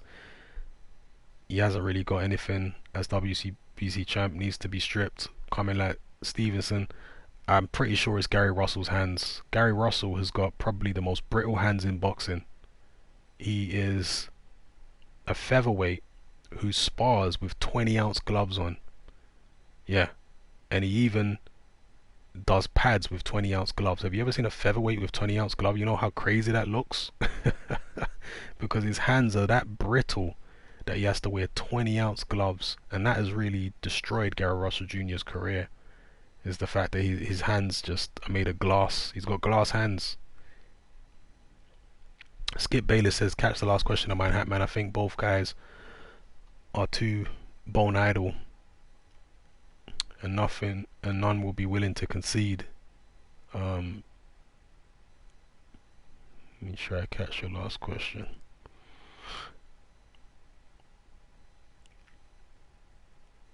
I didn't actually catch it. If that was it, repeat it please. Oh, hang on. The WBC was talking about inducting the super heavyweights. If they do, AJ picks up that belt. Does that put a spanner in the works in making a Dylan White fight, as AJ wouldn't need to become undisputed? So I guess you mean introducing super heavyweights.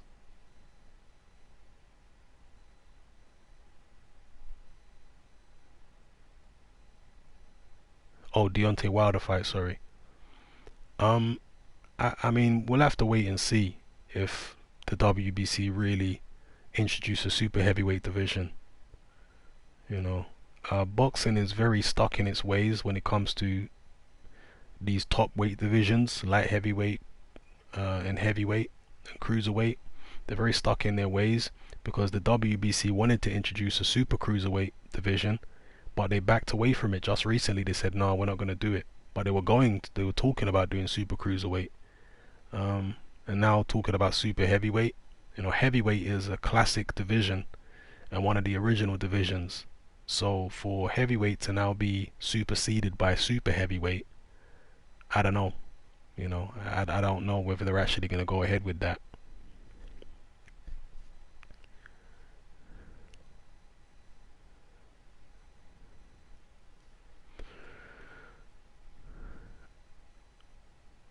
Nathan Sterling says, if Hyde had a chin, he would have made some serious heavyweight money. Yeah, I mean, Hyde did quite well even without having a great chin. You know, he made quite a few million, and he had a big old house over there in Norwich, from what I understand. So he did fairly well, but yeah, he could have done a lot better with an actual chin, because they let him down on many occasions. RKO Can says Russell fights like once every 2 years. Yeah. Russell, yeah, his hands are just terrible.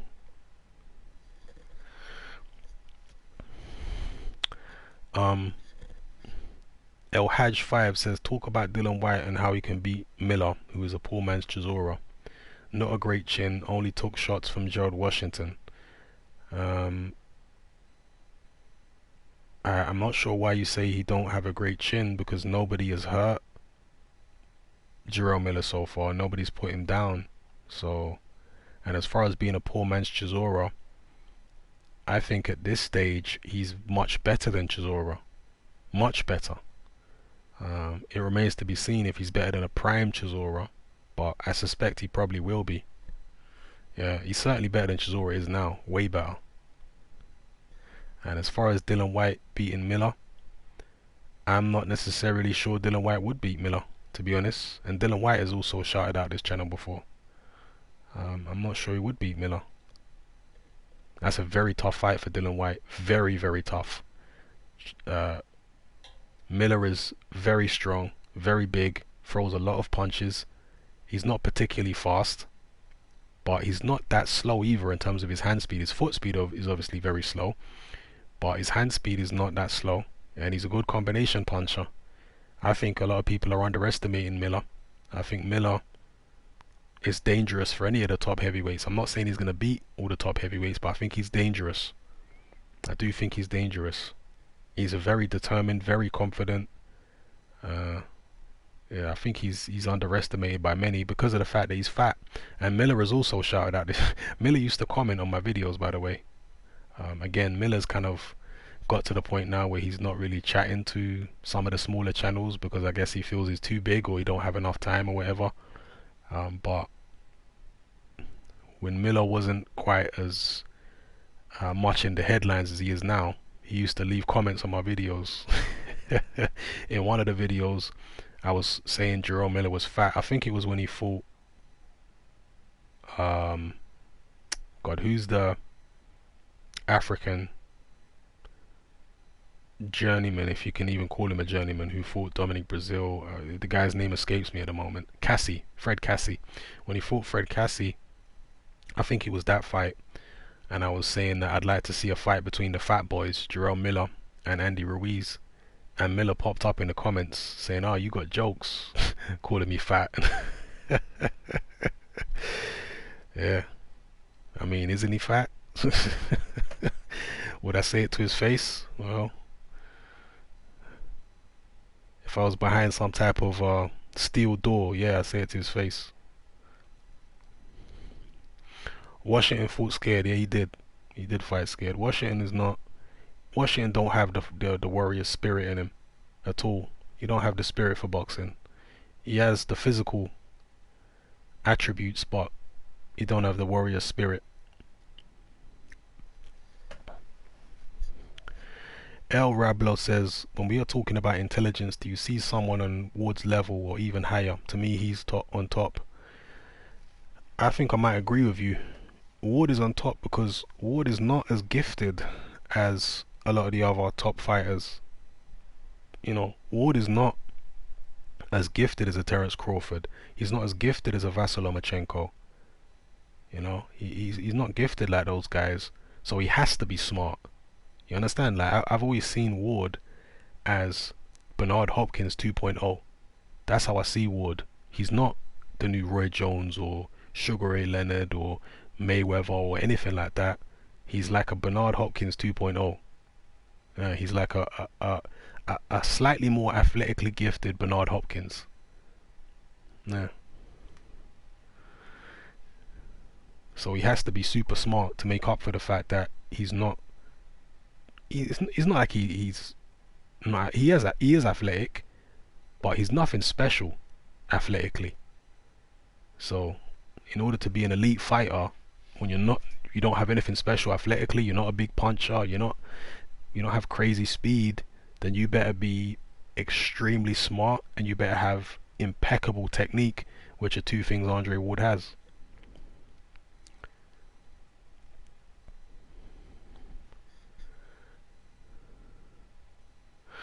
Daniel Wood says, what strategy you think Ortiz adopts against Wilder? I think he will engage, try to cut the distance and hurt Wilder on the inside. Yes, that's what he will do. That's all he can do.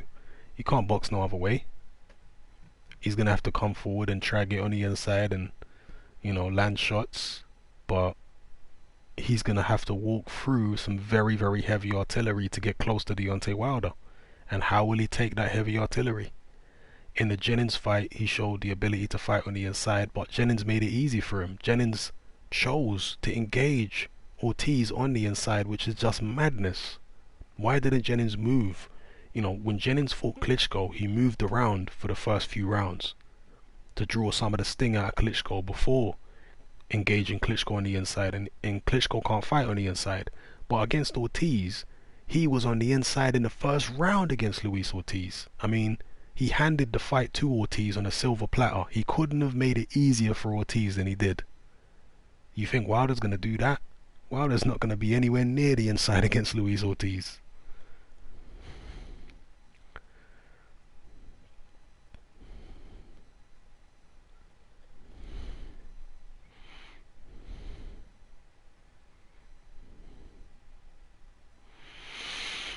Capavelli says Frotch recently told Sky Sports he hit Junior flush, he couldn't hit him any sweeter, and hit him with the same right hand that KO'd George Groves, and it rolled off and continued punching.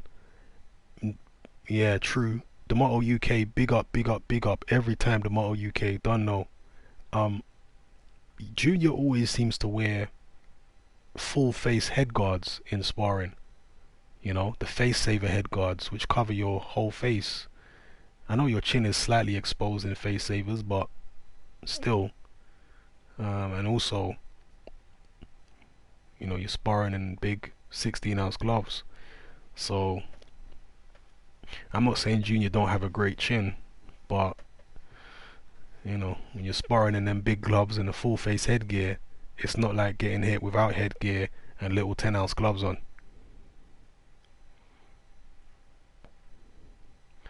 Skip Baylor says, I think Miller's size helps him because people seem unable to push him back and simply prevent him from... Yeah, that's what it is. Miller is a behemoth. He's like a massive fat behemoth that just comes at you and swallows up anything in his path. It's a very rudimentary, basic way of fighting, but because he's so flipping strong, it's effective. It's very effective. And remember that Miller is not like Chisora, who's only 6'1". Miller is 6'4", so that actually helps him because he's not that much shorter than the top heavyweights. You know, you look at Miller when he fought Washington, there wasn't that much in it in terms of height when you saw them in the ring. So it's not so difficult for Miller to get to these big heavyweights because he's not that much shorter than they are. Chisora is only 6'1". It's a lot more difficult for him to get to the big tall guys than it is for someone like Miller. Big up Michael S. LH Rover says, who wins, Khan or Brook? I have to say Brook until Khan proves me wrong. You know. Big up Amran. Hatman, great content consistently. Man, keep it up. And do you realistically think O'Hara Davis will be world level? Yeah, I think so. I think O'Hara Davis can pick up a world title. I think so. I think he's a tremendous puncher. He's awkward, and he just needs more experience and the right opportunity. And I don't see why he can't win a world title. The world titles are fragmented now at light welterweight. You know, 4 titles out there. At some stage, I'm sure O'Hara Davis can pick one up. He's only young. What is he, 26?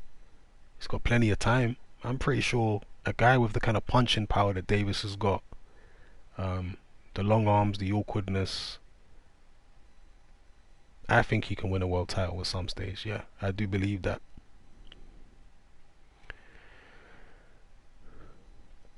Big up Lawrence Ashworth. Big up.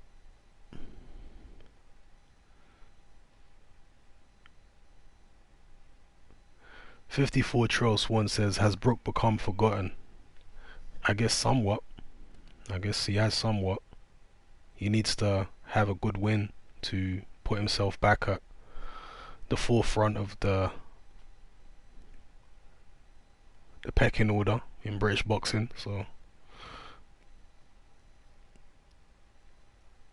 Shoaib Amin says top 3 prospects in the UK that you think will definitely become world champion. Big up my Hatman, my G. Yes, big up you too, sir. Top 3 prospects. I mean, depends what you call a prospect, and it depends what you call a contender. But if you still call Josh Taylor a prospect, then he's got to be right out there. Josh Taylor. Josh Kelly. I'm not sure about Josh Kelly. I know people are singing his praises and stuff like that, but he's very flashy. I'm not sure about him yet. Joshua Buatsi will win a world title, I think, at some stage. Anthony Yard. You know what? Anthony Yard is more talented than Buatsi, athletically. Hits harder, but he don't have the pedigree. So I'm not sure about Yard yet. But Buatsi, I think, will win a world title at some stage. Josh Kelly, not sure. Josh Taylor, yes. And the third one, I was gonna say Daniel Dubois, but I don't know. I don't know about Dubois. So that's a difficult one, man. Name your 3 prospects who you think will win a world title at some stage.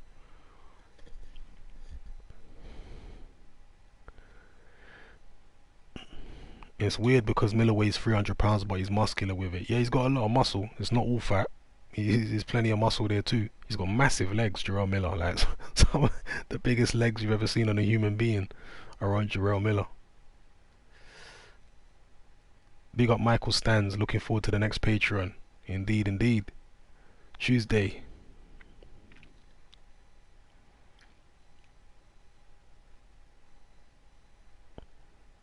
And he also says, I'm from Sunderland, the same place as Kelly, and the hype around the kid is far too heavy. Yeah, he's very flashy, Josh Kelly, but I recently saw an amateur fight of his where he lost to some guy. I think he was North African or something like that, the guy he lost to. Or maybe Asian, I can't remember. Ruben Caddick in the house, big up. Hatman, who would you pick to beat Fury? Ruben Caddick still obsessed with Fury. Which fighters would you pick to beat Fury, past or present? I'll get back to you on that. FVD says, I'm sure part of Froch's comments are based on how Junior reacted to punches compared to other sparring partners. Fair enough. Fair enough. Yeah, fair enough. Yeah, so I saw one of Kelly's fights in the amateurs against some, he was maybe a North African guy or an Asian guy, and he got beaten quite soundly in that fight. And Kelly was trying to do all the flash stuff, you know, with his hands down and all that kind of business, and he was getting countered to death with clean punches. And the guy just used, you know, good tight defense. He seemed to have longer arms than Kelly. He was around the same height, but he seemed longer in the arms, and he was just using, you know, tight defense and keeping it simple, and he was catching Kelly repeatedly with clean punches. And that just made me think, you know, Kelly fights as if he's Prince Nassim or something, you know, leading with uppercuts and all this kind of stuff, but he's nowhere near as gifted as Prince Nassim. You know, you have to understand, Prince Nassim was a once in a lifetime kind of fighter in terms of his athletic gifts. You know, he was around at the same time as Roy Jones, who was even more athletically gifted, but certainly Prince Nassim is one of the most athletically gifted fighters I've seen, particularly when it comes to power punching, because he could throw power punches from crazy angles, uppercuts, overhand punches, straight shots, you know, you name it. He could throw all kinds of different power punches from long range, leap in with them and land them on your jaw and take you out. I remember when, you know, speaking of Sunderland, right,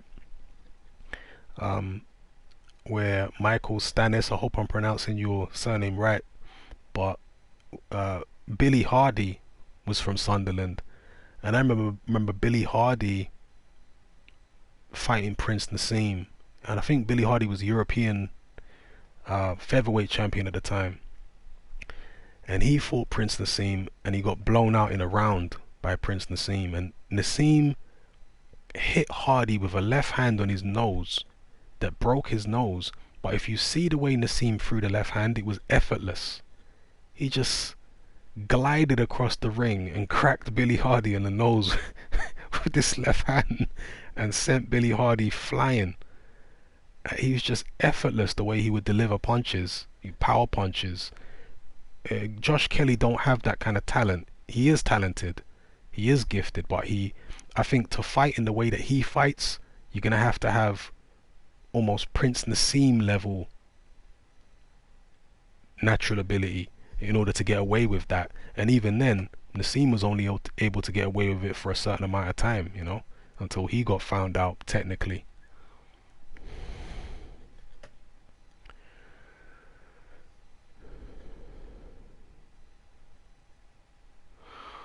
Richard Clark says Kelly leaps and bounds since amateurs, better movement and balance than Naz.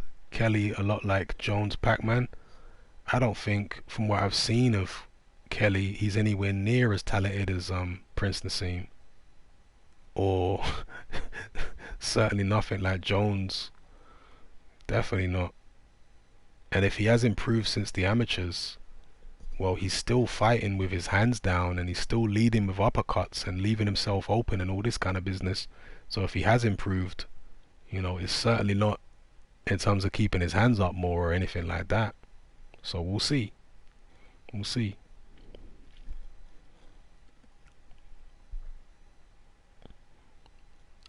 Was Nassim versus Billy Hardy pay-per-view? It's been so long ago.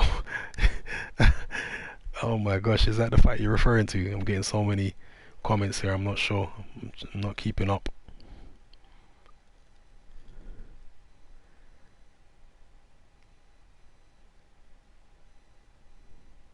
But yeah, Prince Nassim is one of the most gifted punchers I've ever seen in boxing. His punching power was ridiculous. Ridiculous. And that's often the case with like really gifted punchers, is they don't even seem to be putting much effort in, like Nassim would just glide across the ring and and hit you from like 10 feet away effortlessly and send you flying. His punching power was incredible. I always remember that Billy Hardy fight. It was that just blew him away. Billy Hardy, after the fight, he was there with a broken nose, and he said, I've never been hit anything like that before in my life. He was just shocked.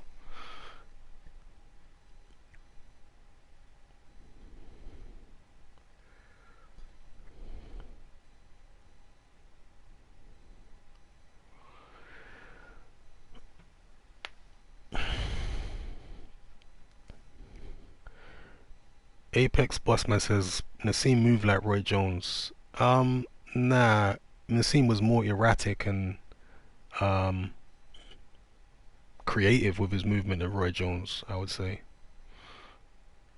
And Ruben Caddick says, Hatman, do you think Eubank Jr. is a light puncher? No.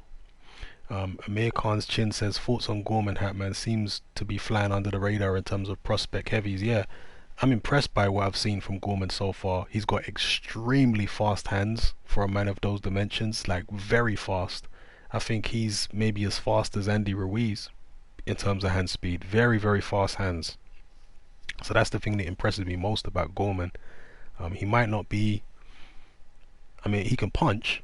He might not be one of the bigger punchers in the heavyweight division, but his hand speed is very impressive, and the way he delivers his shots, his combination punching is impressive, and I like the way he is coming in under the radar. I do like that. Amran Man says, I've got a feeling Joe Joyce is just an accident waiting to happen. He's gonna be fast tracked, but I just don't think he's good enough. What you reckon, Hatman? Well, they have to fast track him because of his age, and they're probably not only fast tracking him because of his age, but also because of what you're saying. Because really, they know that he's not that good, so they're better off cashing in or cashing out on him as soon as they can. But I do think Joyce is good enough to progress from the domestic scene, unless they put him in with, you know, one of the other top guys in the domestic scene, um, the upcoming prospects. Then I don't see Joyce losing. You know, people are talking about Joyce losing to Chisora. I'd be shocked, to be honest with you, if he lost to Chisora. I don't see Joyce losing to Chisora at all. At all.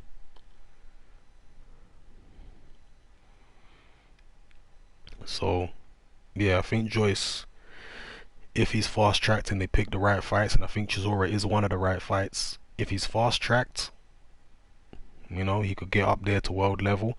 I don't, you know, Joyce fought at world level in the amateurs for a long time.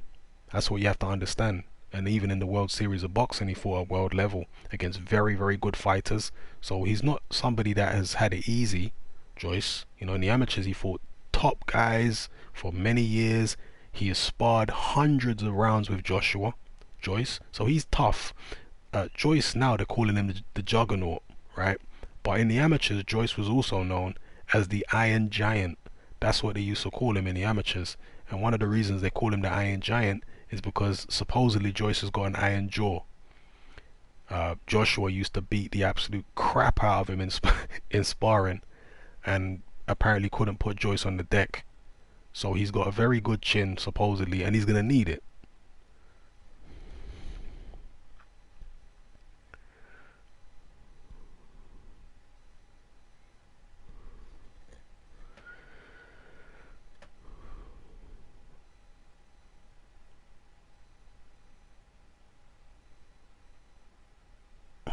Richard Clark says he fell off Hatman. Not Nassim was one of the greatest, but he paled a bit when entered the world stage.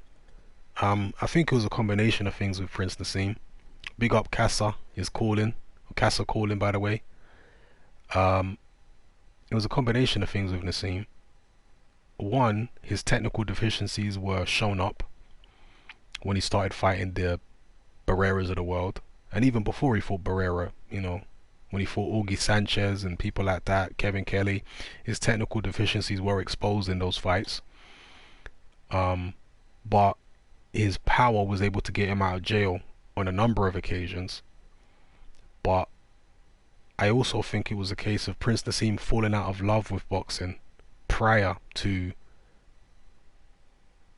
the Barrera fight. I think at least a year or two before the Barrera fight, Nassim was tired of boxing and he wasn't in love with the game no more. And he also parted from Brendan Ingle, sorry. And I think that also kind of took away a lot of the fun element that he came into boxing with.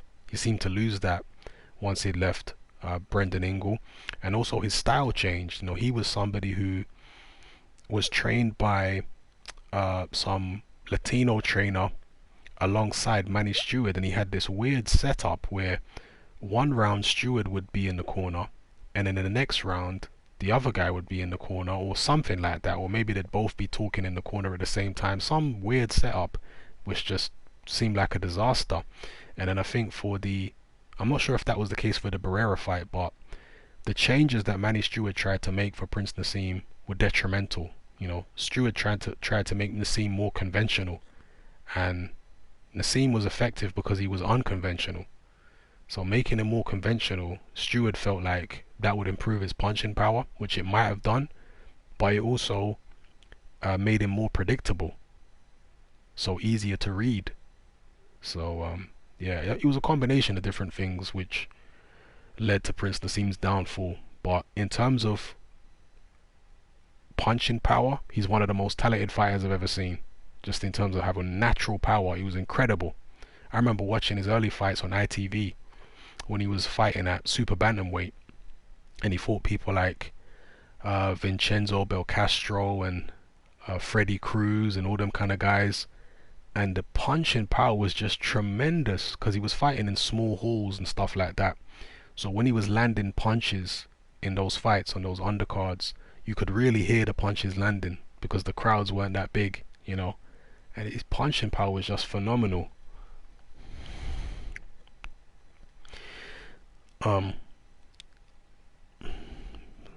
Shoaib Amin says Joe Joyce looks stiff. Dubois would eat him. We'll see. We'll see. Just as some people are saying Josh Kelly, people are getting a little carried away with Josh Kelly. I think people are getting a little carried away with Dubois at the moment. I'm not saying Dubois is not the truth, but I think it's far too early to be saying that he's the truth. You know, far too early. He's fought nobody and he's done nothing so far. But yeah, and not even as an amateur. Dubois didn't even fight a particularly high level in the amateurs as a senior anyway. When he was a junior, he fought at a decent level, but as a senior, he only had very few senior bouts, Daniel Dubois. So he's really done nothing. So let's see him do something first before we start saying he's going to do this, that and the other. Joe Joyce is a far more proven fighter than Daniel Dubois. I know Joyce has got a hideously ugly style. Hideously ugly. One of the ugliest styles I've ever seen in a boxing ring is Joe Joyce. But Joyce has fought at a much higher level than Daniel Dubois for a much longer time. Ruben Caddick says, do you think Hay looked poor because of the injury, his weight or his age? I think all three. All three. I think the injury and the weight were the two biggest factors in him looking bad against Tony Bellew. Not so much the age. The injury and the weight.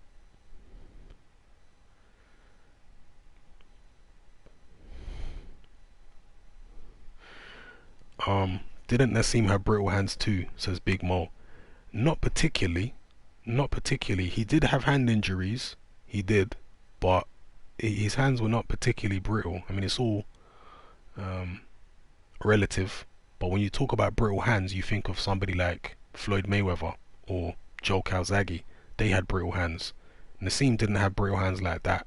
You know, if you're somebody who punches as hard as Prince Nassim, you're probably going to hurt your hands at some stage.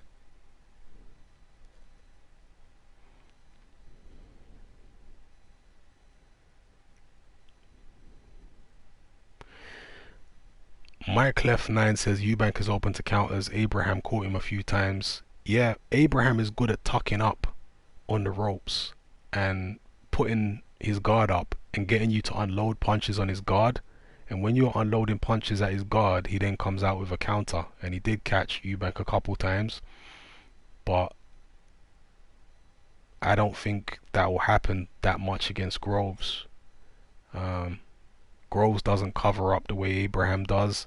I think it will be more difficult for Groves to lure Eubank in than it was for Abraham, you know, because Abraham has this passive defense where he just puts his guard up and lets you wail away, and that it makes you confident that you can wail away because he's got both his hands up. Charlotte Corbett says Joyce got schooled by Usyk. Don't forget that, Hatman. I know he got schooled by Usyk, but again,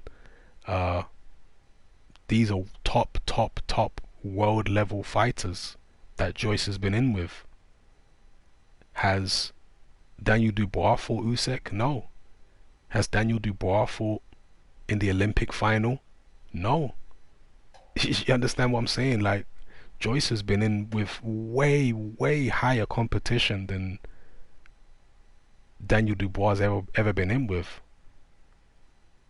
So I don't see Joyce being overwhelmed by Daniel Dubois, to be honest with you. He's been up with, he's been in with people of a very high level for many years. So I don't see him getting in there and being overwhelmed by a 20-year-old kid in Dubois.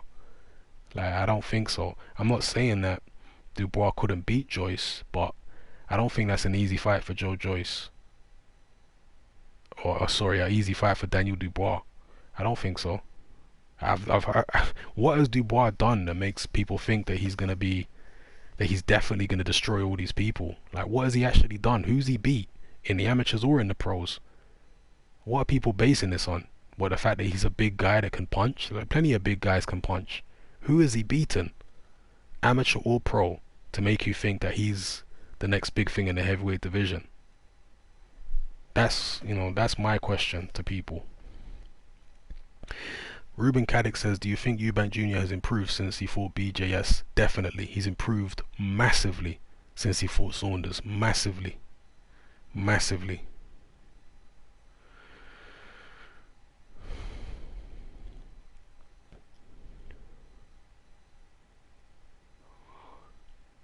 Junior took a massive beating from Savon in sparring. He can handle Groves. Well, I knew that Junior took a beating from a heavyweight in Cuba because his dad has talked about it. I didn't realize it was Savon. Never knew it was Savon. Is Tony Yoka sparring Joshua for the Parker fight? I don't know. Tony Yoka actually beat Parker in the amateurs, interestingly.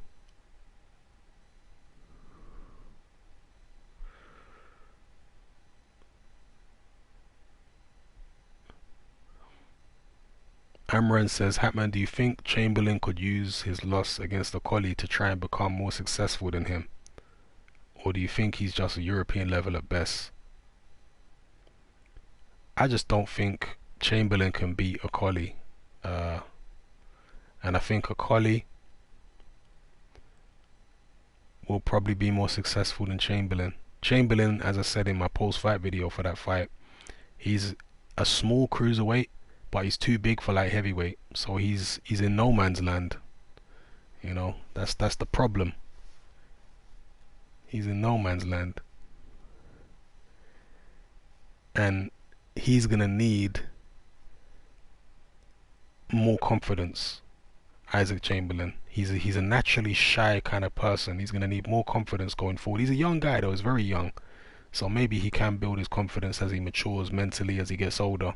But he's gonna need more confidence, and then we'll see. He's got the moves and everything, Chamberlain, but he's gonna need more confidence. Shadowbox TV, big up.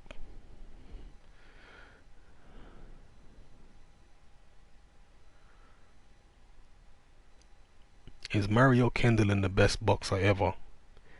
Nope, he's not. Vasyl Lomachenko is better than Mario Kendallin.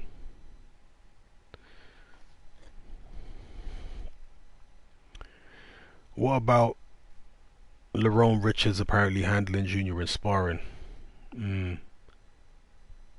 Lerone Richards is not Groves, and I didn't see the sparring session. So who knows, was it just a one-off? Was it something that happened on a regular basis? Because there are plenty of guys who go in there with top fighters and have one sparring session and get the better of the top fighter. That don't really mean much. If you're going in there and getting the better of a top fighter on a regular basis, that means more.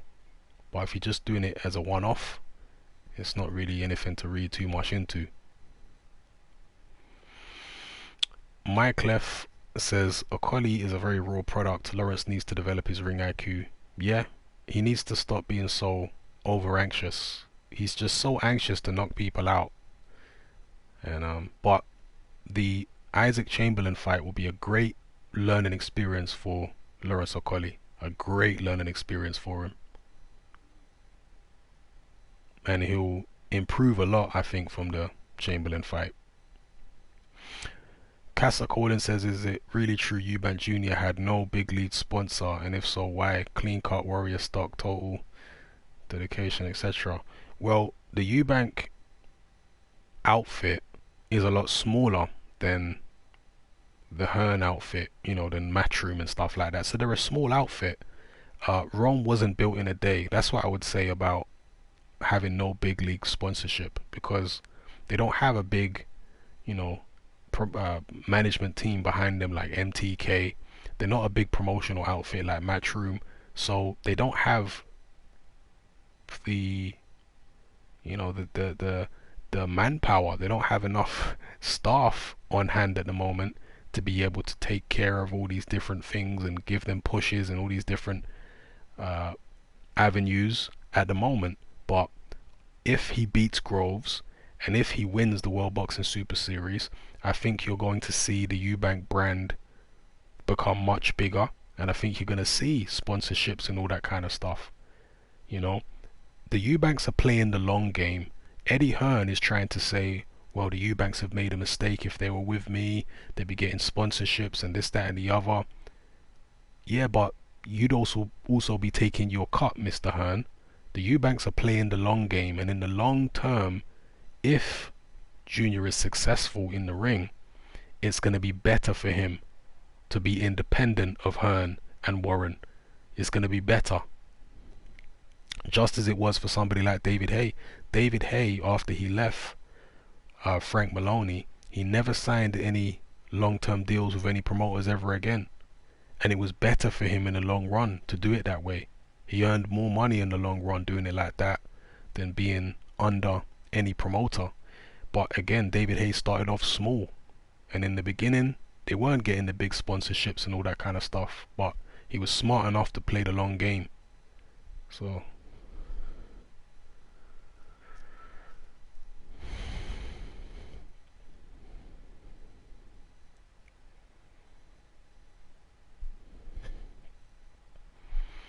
Rush125 says, are we going to see a big upset for Callum Smith versus Bramer? Who knows? I don't think so, but who knows? The Boxing Roundup says, Hatman, you see much of Asina Byfield? No, I haven't. Colin says, we've never seen Junior box, but I feel he can. We see him throwing the jab whilst moving, and his footwork whilst in the pocket seems decent.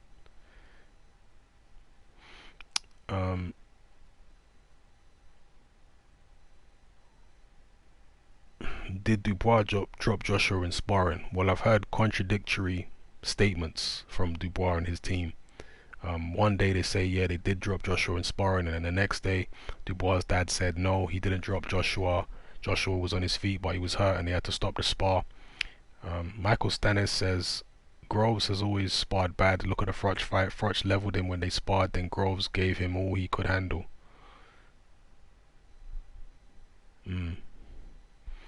Yeah, sparring isn't necessarily indicative of how a fight will go, but the fact that Eubank Jr. and Groves have sparred so much just leads me to believe that it's not going to be an easy fight for either one of them, you know, because they know each other very well.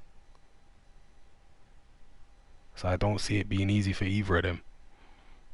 It's like when Groves fought De Gale, they'd also sparred a lot, and that wasn't an easy fight for either of them either.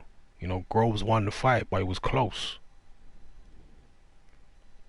Pugilist Specialist says, Hatman, your thoughts on Stevenson versus Jack? I think it's a good fight, very good fight, and I really haven't made my mind up in terms of who I think is going to win that fight.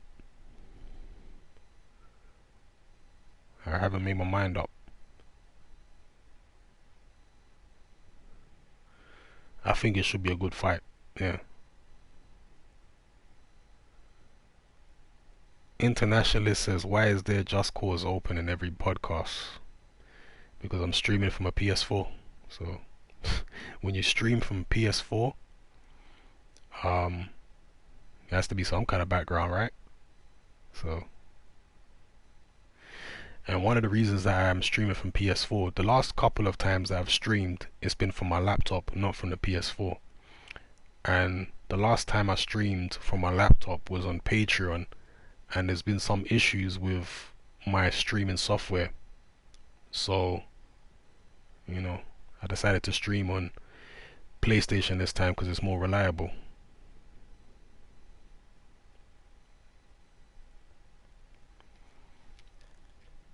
$54 Trails one says, play Just Cause. I'm not really a big oh shit, yeah. Somebody just told me to wake up the PS4. I wasn't even looking. Yeah, thank you for the reminder. Alright, he's gonna go to sleep in 10 minutes.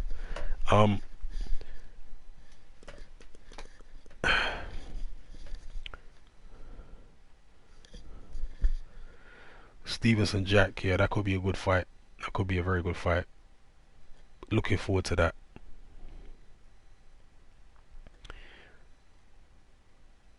Stevenson, Charlotte Corbett says Eubank stoppage, AJ stoppage, Figueroa beats Broner, Garcia stops Rios, Loma beats Linares, Wilder stops Ortiz, Garcia beats Lipinets, Smith beats Bramer.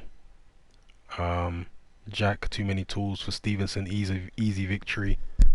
Some bold predictions, especially an easy victory for Jack. I don't see it being an easy victory for Jack. I can see a Jack victory, an easy victory. I'd be surprised. Stevenson hits incredibly hard, and he's got ridiculously long arms. He is an old man though, a very old man, and he is slowing down a lot. Definitely, he's not the same Stevenson that beat uh, Chad Dawson and all those guys. He's not the same guy. He's much slower now. Reflexes are not as sharp, but the left hand, the power in the left hand is still there. And Stevenson will drop the left hand to the chest, and it will hurt you in the chest. And that's what he's going to do against Badou Jack. He's going to drop the left hand to the chest, because you know Jack keeps his gloves up very high. So Stevenson is going to throw the left hand to the stomach and to the chest. And trust me, when Stevenson is cracking you in the stomach and the chest, you're going to start blocking. You're going to start dropping your hands to block the punches to the stomach and the chest, because they flipping hurt. Yeah, and when you start blocking, that's when he's going to catch you to the head. So very early on, Badou Jack is going to realize that Adonis Stevenson hits harder, way harder than anyone he's ever been in the ring with before. And so how much punishment is Badou Jack willing to take? It might not be clean head punches, but even body shots, because Jack is a guy who likes to walk you down and work you over. You know, that's how he likes to fight. But against Stevenson, he's going to be up against the kind of punching power that he's never felt before. So how ambitious will he be coming forward? You know, will he be as relentless as he was against people like Nathan Cleverly and James DeGale? Because these guys don't hit anywhere close to as hard as Stevenson. Nor do they have the reach that Stevenson has.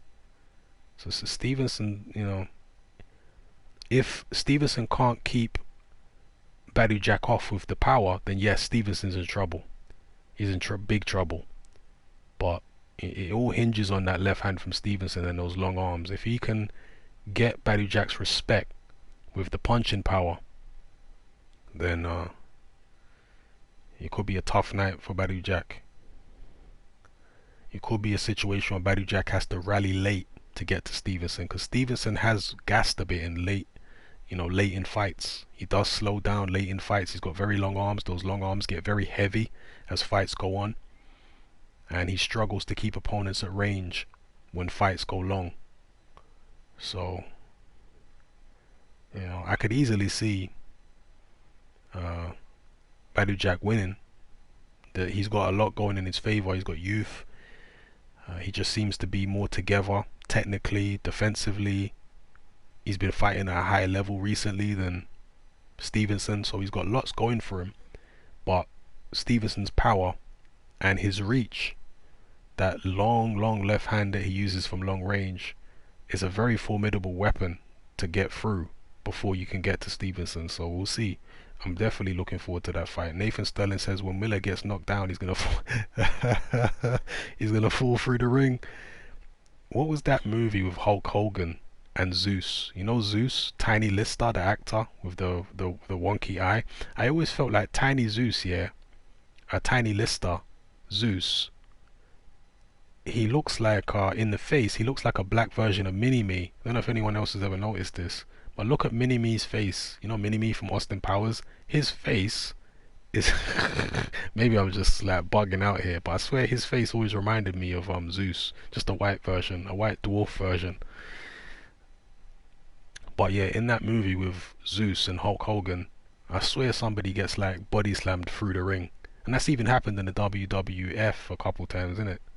Wrestlers have been slammed like through the ring. I don't know if it happened to Earthquake or one of those giant wrestlers that went through the ring. So yeah, maybe that'll happen to Jerome Miller the first time he gets the first time he gets dropped, if he ever gets dropped. Yeah. No Holds Barred, yeah, No Holds Barred, man. That's the film. Who went through the ring? Was it Zeus that went through the ring, or was it Hulk Hogan? I think it was Zeus, wasn't it?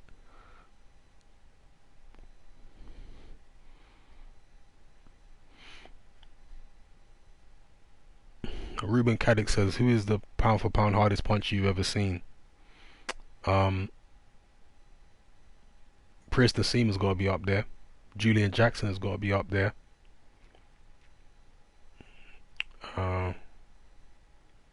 Nassim and Julian Jackson are two guys that are up there. Tommy Hearns has got to be up there as well. Tommy Hearns has got to be up there because Hearns was a tremendous puncher in every weight division that he was in. He started his career at welterweight and he went all the way up to cruiserweight, and in every single division he was a massive puncher. Not many fighters can say that. You know, Manny Pacquiao was a massive puncher in the lower weight divisions, but as he moved up, he wasn't really a massive puncher. But yeah, Hearns was a huge puncher from welterweight all the way up to cruiserweight. So Hearns has got to be up there with the, you know, biggest pound for pound puncher. He was a tremendous puncher, Tommy Hearns. Massive puncher.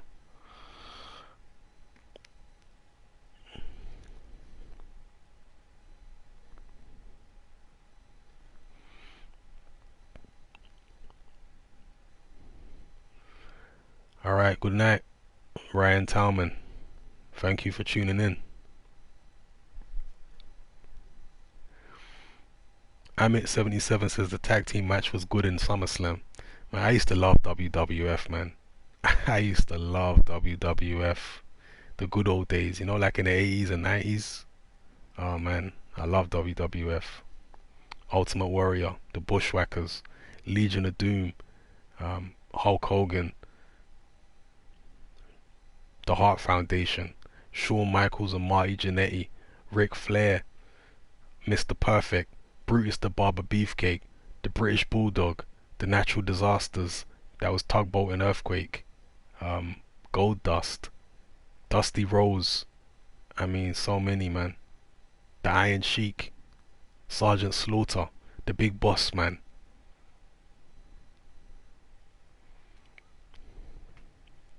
Stone Cold, of course. I believe they call that the Attitude Era, right? With Stone Cold and The Rock. I love that era as well. The Rockers, oh yeah, I remember the Rockers. I remember the Mankind. Mankind was sick, you know. Mankind. The $1 Million Man. Ted DiBiase with Virgil. Yeah. Jake the Snake Roberts. Rowdy Roddy Piper. Rikishi. Of course, The Undertaker. Who's The Undertaker's? Kane. That's the one. His brother, Kane. I remember when they introduced him. Yeah, Kane. The Dudley Boys, of course. Dudley Boys, man. Cactus Jack. Cactus Jack was Mankind, right? He played different characters. Mankind, Cactus Jack, and yeah. I remember when Ken Shamrock was in it as well. Ken Shamrock was in there. Triple H, yeah, Triple H.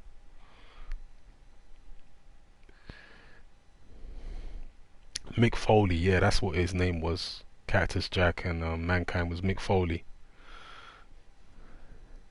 My favorite wrestler, I had a few. I liked the British Bulldog. I always liked him for some reason. I liked The Rock and Stone Cold. I'd probably say The Rock and Stone Cold are my favorites, but I also liked Ric Flair. But I say The Rock and Stone Cold, man. I love both of those guys.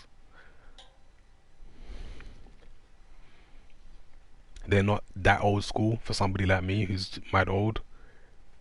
Old school is like, you know, the 80s, 90s guys, or really old school.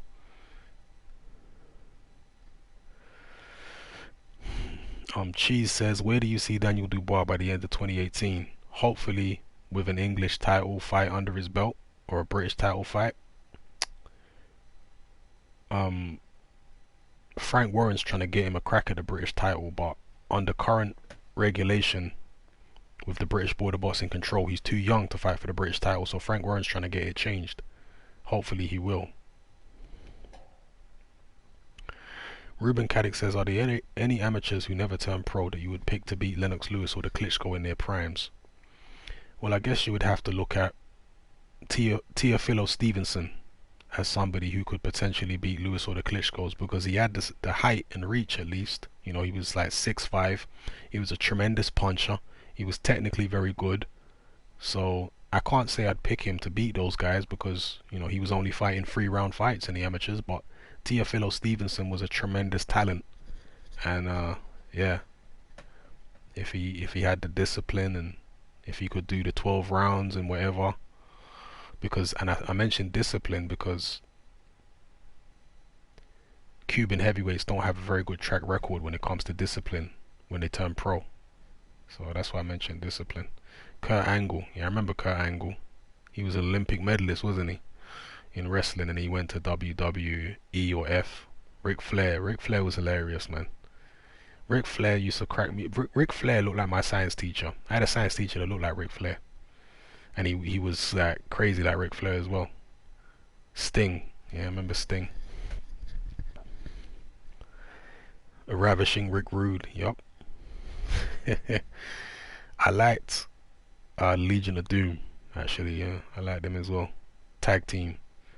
Who is you lot's favorite tag team in WWF?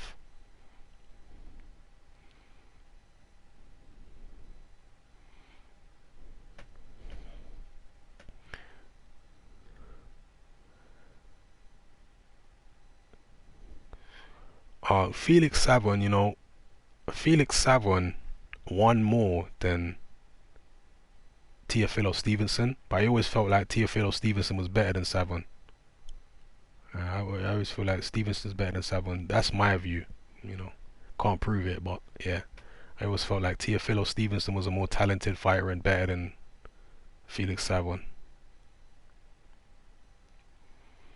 The Nation of Domination. That had uh The Rock was in the Nation of Domination, wasn't he? Who else was in the Nation of Domination? Farouk and a bunch of other guys.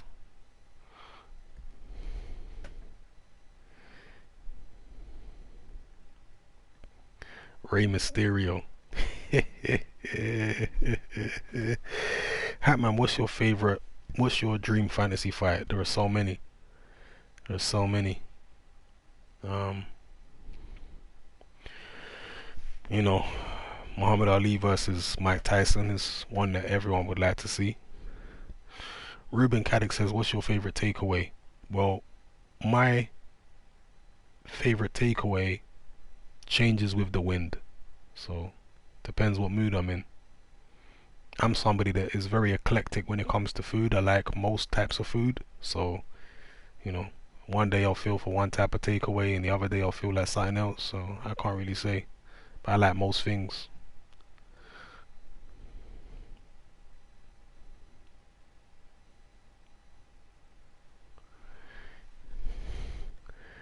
Giant haystacks, Big Daddy and Kendo Nagasaki. Yeah, I remember the old school British wrestling. It was so low budget. It was so low budget. It was crazy. Like they used to have British wrestling in circus tents. Yeah, in circus tents. Like the British wrestling would go around like a traveling circus in up and down England, and it'd have like Big Daddy and all these people wrestling in flipping circus tents.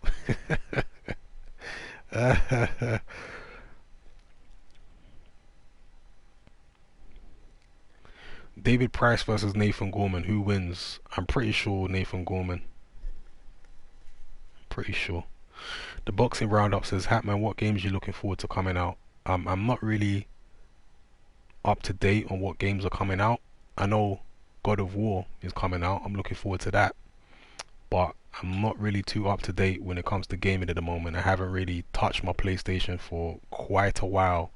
It's gathering dust. So you know, all I use my PlayStation for these days is live streaming for these, you know, these podcasts, these YouTube chats. That's what I primarily use it for. I don't really use it for gaming that much these days. GTA London, please. Are they gonna make a GTA London? Is there a, you know, downloadable content GTA London? Like, is that a real thing? I know there was a GTA London in the early days of GTA when it was still like a bird's eye view, you know, like on PS1 or PS2 when GTA was still bird's eye view. They had a London version of it where they had like yardies and stuff like that. That was in the mad early days of GTA.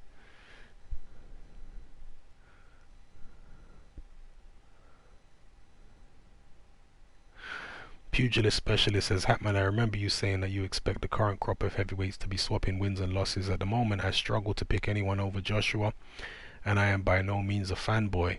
Yeah, a lot of people say this. A lot of people say they can't see anybody beating Joshua, but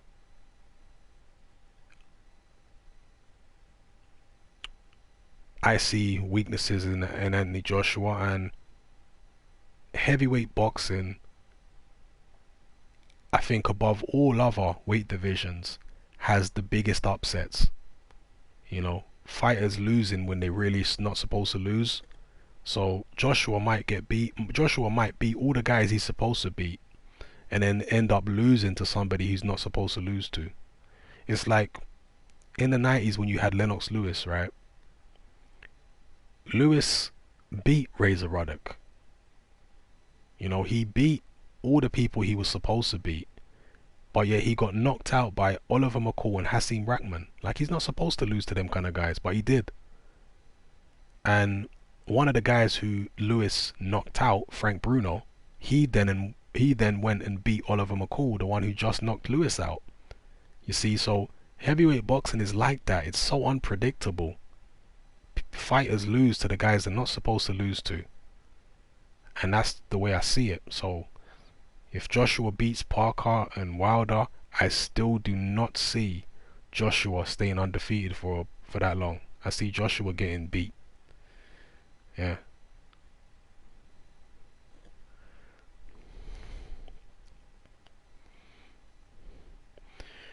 Amit says 80s GTA would be the best when there was a rampant underworld. I'd say the 90s for me. Yeah, there was a rampant underworld in the 80s. The 90s, at least in my part of London, was when the crime and all that kind of stuff was most rampant. In South London, the 90s was it's crazy.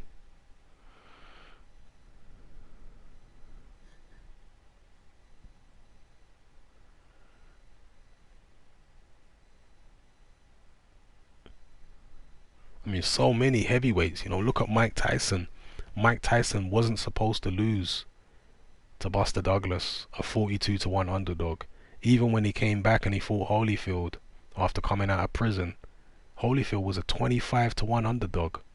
25-1 underdog against Tyson. He wasn't supposed to lose against Holyfield. So that's twice that Tyson lost in massive upsets. Yeah.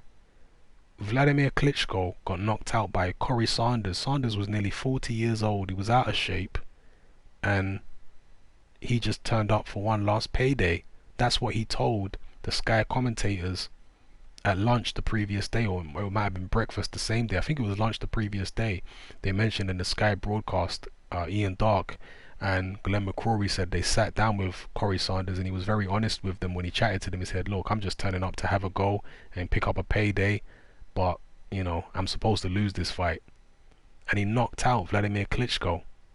You know, that wasn't supposed to happen. So that's heavyweight boxing, man. There are so many upsets, people losing to people that when Tommy Morrison lost to Michael Bent, Morrison was supposed to fight Lewis for $5 million or more, whatever it was at the time. A big purse at the time. Morrison got knocked out in one round by Michael Bent. Holyfield was supposed to beat Michael Moorer, you know, but he lost to Michael Moorer. Riddick Bowe was supposed to beat Holyfield in the rematch easier than he did first time around. He was a big favorite going into the rematch, and he lost. He wasn't supposed to lose that fight. Like, heavyweight boxing has just got a history of being incredibly unpredictable. Yes, big up Kiwi Box. Big up, big up, big up. Who do you think Huey is going to announce tomorrow? I have no idea. I didn't realize Huey was announcing somebody tomorrow. 54 Trail Swan says, Hatman, how did you survive in Brixton in the 90s? It was colourful. Skip Bailey says the 90s was still rapping in an American accent. Yeah, that's one of the embarrassing things about the UK in the 90s is people were rapping in American accents. There were a few who weren't. The London posse were not rapping in American accents. They were rapping in British accents. That's Rodney P and Bionic. And also Roots Maneuver and Black Twang. Towards the end of the 90s, they were rapping in British accents. Yeah, Roots Maneuver, Black Twang. Who else was there?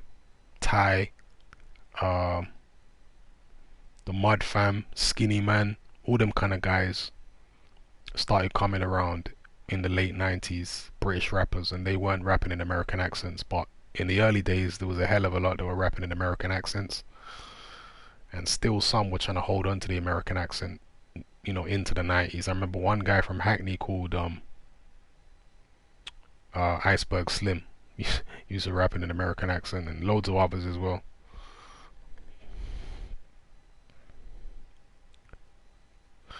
Charlotte Corbett says Buster Douglas got a 13 count. Don't forget that, Hatman. He actually didn't. If you type into YouTube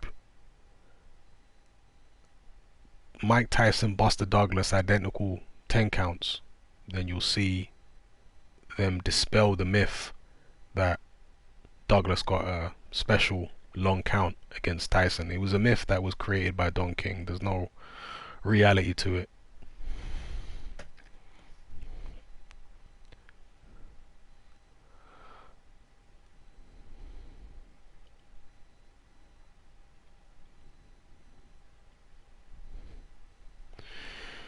Okay, Wet Fart says, Hatman, if you had to fight Joshua or Wilder, who would you fight? Whoever's offering me the most money, because I'm going to get knocked out anyway, so whoever's paying the most. Hatman, were you ever into the garage scene in the 90s or the drum and bass scene before that? Yes, more so the garage scene. That's when I was raving. I was going out to the garage raves and all that kind of stuff, you know. Garage was very big back then. So, yeah. I hit a lot of the garage raves. And it was a crazy time, man. The time of the garage raves.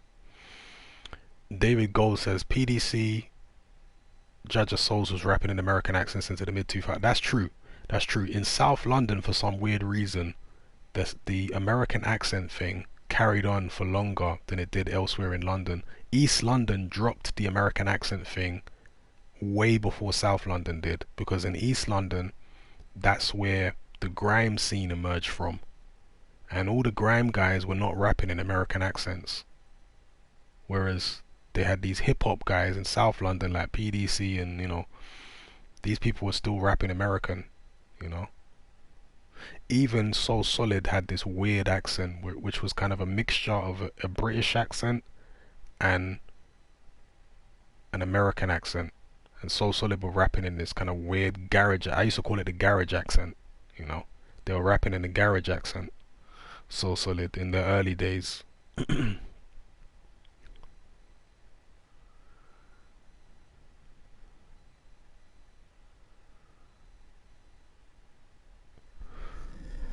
Alright, again, apologies for not being able to get to everybody's questions, because there's just so many. Pugilist Specialist says, have you ever heard of a rapper from the early 2000s called Crazy Titch? Of course, I know Crazy Titch very well. Crazy Titch is doing life in prison at the moment, and recently he got caught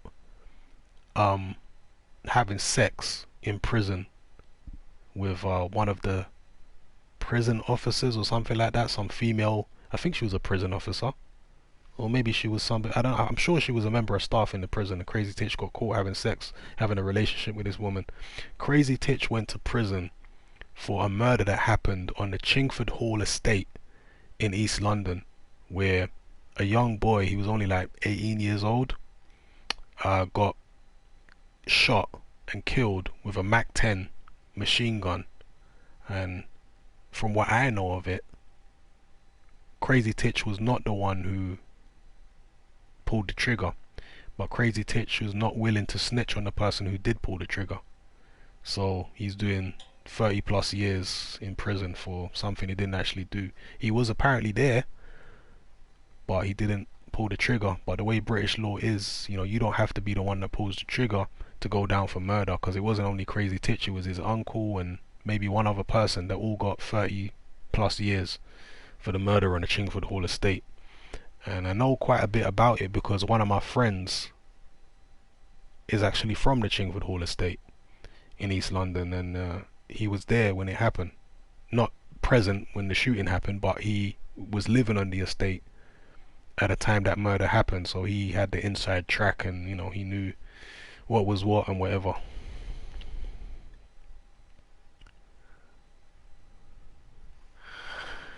David Gold says, are you familiar with DVS? Yep, I know DVS very well. He's also in prison now and unlikely to come out. DVS for a long time. What did he get, like 20 something years? DVS.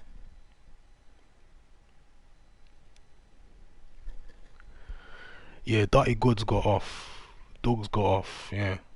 He went missing for a long time, by the way, Dogs. And the reason that Dogs was hiding, Dirty Goods, he was hiding because the guy who they killed, yeah, the young boy, his family had some mad gangsters, like some mad old school East London gangsters were in that boy's family. The DJ or producer, whatever he was, the boy who they murdered, yeah, his family had got some top level old school East London gangsters, and they were after Dirty Goods. So when he came out of jail, he went missing.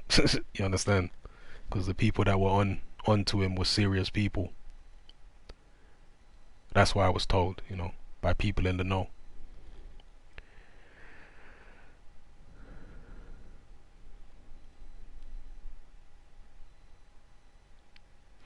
Yeah, Crazy Titches on Stormzy's new album. I heard it.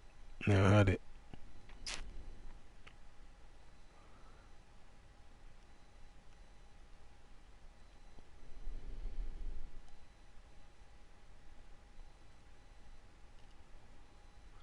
Do you agree with the law of joint enterprise? It helped in the Stephen case.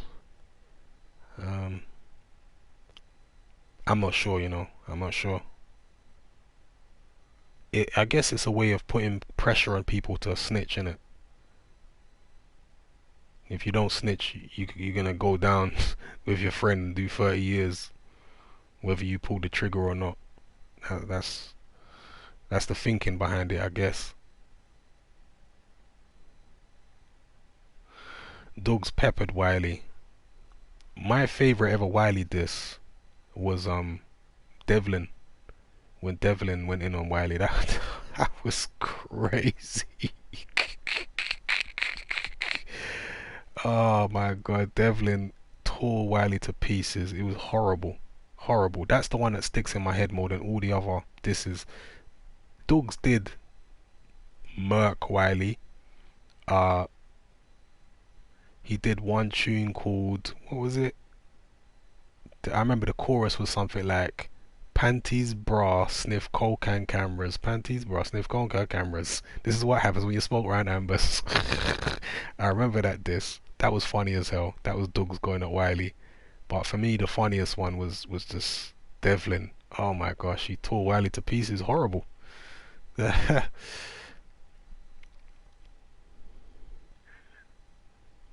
Ruben Caddick says, Hatman, have you listened to Terminator's F64 and SBTV? I probably have, but I try to avoid Terminator when he comes up, you know, in my feed.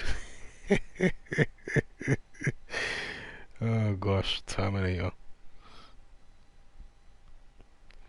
Shadowbox TV says, what would you do in that situation? Do 30 years or snitch, Hatman? Well, I've never been in that situation, so you never know how you're gonna react. But today, as a grown man, who is far too mature to be involved in these kind of silly situations, I would never be in that situation in the first place.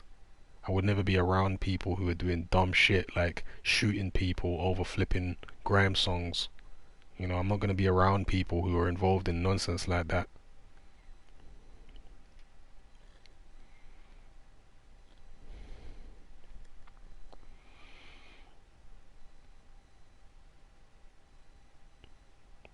David Gold says the worst this I've ever heard was Shiesty murking Lady Fury. Uh, not a fan of Shiesty, not a fan of Lady Fury. I do remember Shiesty murking Lady Fury, but I don't really rate either one of them.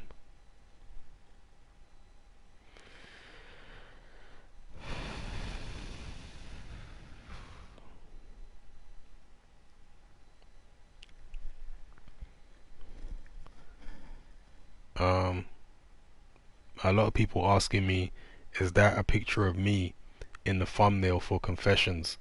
I'm gonna leave it as a mystery. I'm gonna leave it as a mystery. Maybe it is, maybe it isn't. Sometimes you gotta leave some mysteries, man.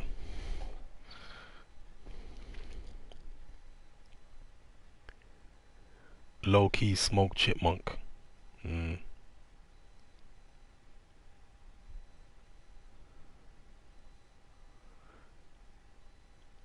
I've never been a massive fan of chipmunk, to be honest. Number one sound system, big up. Yeah, I've never been a fan of chipmunk, man.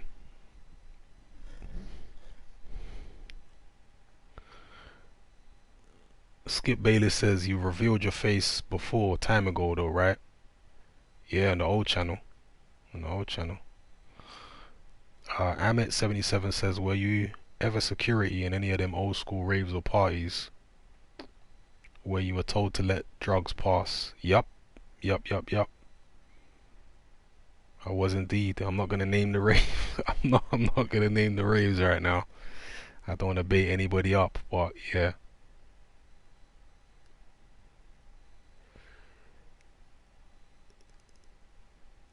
Speak Boxing says, did you hear David Price's interview on Wingy's channel? I heard the old one that he did years ago, but if he's done a more recent one, I haven't heard it. The Boxing Roundup says, Hatman, you should check out Cass is Dead. Yeah, I did check him out the other day because somebody said that they reckon I was Cass is Dead. And I was like, huh?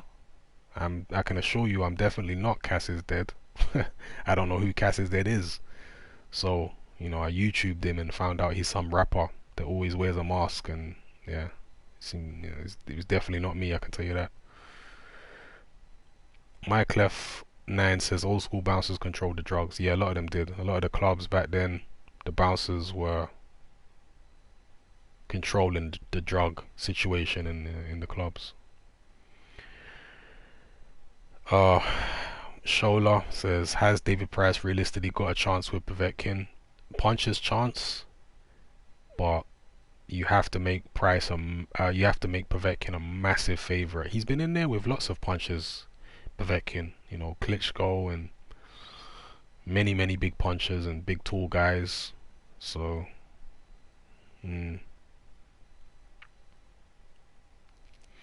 Speak Boxing says MF Doom is the best rapper in a mask. I like MF Doom, who was originally in a group called KMD when he wasn't wearing a mask. He's not the best rapper, MF Doom, but he just had a certain vibe about him that was interesting, you know. So I liked MF Doom. He had a very uniquely New York in the 90s vibe. That's the best way, because in the 90s in hip hop and in just ghetto culture in New York, they had like a lot of eccentric people. You know, Ghostface is a product of that. Ghostface was eccentric. He used to wear strange clothes and weird jewelry and, you know, just look odd. And MF Doom was kind of in that whole type of vibe of the eccentric hood character that they had in New York in the 90s. You know, just really like offbeat kind of eccentric hood guy. Yeah, so I liked MF Doom's vibe.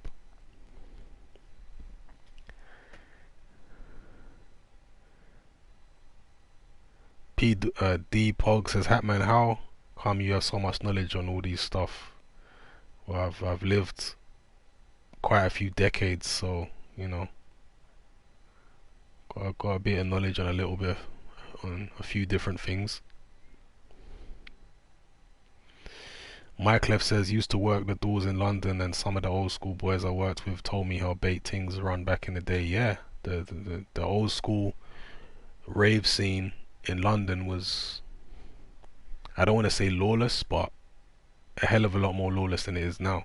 I remember the days before there was even CCTV, before there was even cameras everywhere, you know? Like, when there was no cameras, people used to just go down alleyways and do whatever they had to do, you know, sometimes even on main streets and whatever. Before there was cameras, crazy stuff used to go on, because you know that if you're not on camera, then you can get away with all kinds of things. David Gold says, Biggie or Tupac, who do you prefer? Biggie. Biggie. I much prefer Biggie. I was never a Tupac fan. Actually, if uh if any of you watch Vlad TV, because I am subscribed to Vlad TV, there's an interview with the girl who claims that Tupac and his associates raped her. And she's been interviewed after all these years. It's the first time she's ever appeared on camera doing an interview about the Tupac incident. Go watch her interviews on Vlad TV and see what you think of that girl. Because I've never been a Tupac fan, but when I saw her interviews, I felt like, wow, this girl is shady. That was my impression, you know, hearing her account of what went down. It just seems shady, man. The Boxing Roundup says thoughts on Nas. Yeah, Nas is a good rapper. He's a good rapper. You know, I was never a massive Nas fan, but I always respected him.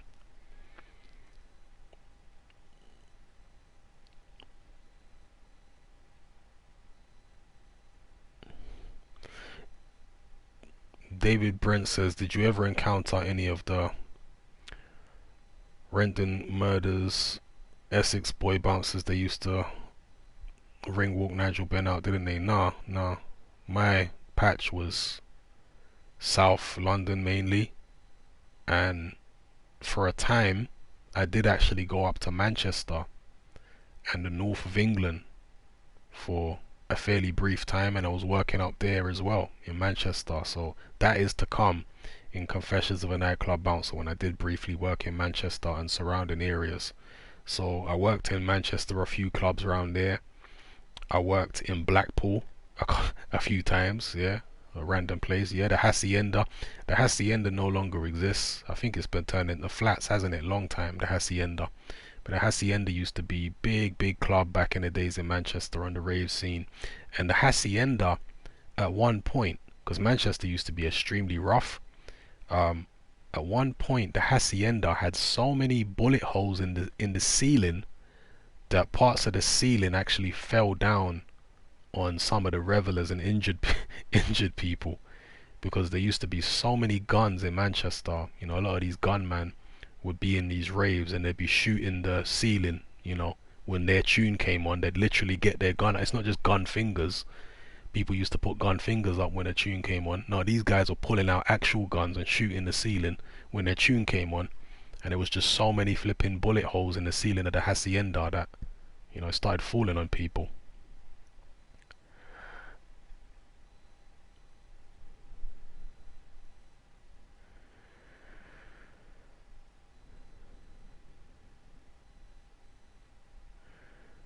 Manchester used to be a very rough. Yeah, I'm a fan of Lord Jamal, Joe Slit. Well, I don't want to say I'm a fan. I'm not a fan of him, but I like Lord Jamal, you know, as a personality on Vlad TV, because he's probably the only one on Vlad TV who manages to challenge a lot of Vlad's BS, because Vlad comes out of a lot of BS.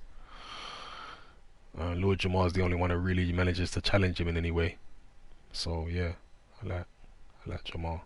But yeah, Manchester used to be a very tough city when the Gooch and Dodditon gangs were going at it, and he also had the Cheetham Hill gang. So it was crazy back then. Gooch and Dodditon and Cheetham Hill, Longsight, all these areas of Manchester used to be crazy. And there was so many shootings that happened not only in those areas but even in central Manchester. there was so many shootings happening.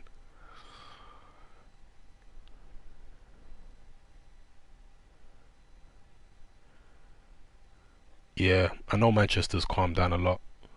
You know, it's nowhere near like it used to be in the 90s and whatever, when it was pretty crazy.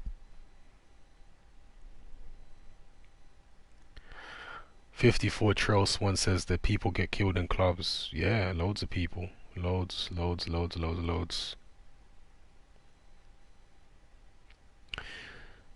The Boxing Roundup says, Hatman, what do you know about the Adams from Islington? Not much, to be honest. Not much. I'm sure you know way more than I do. South London, I can tell you about some people.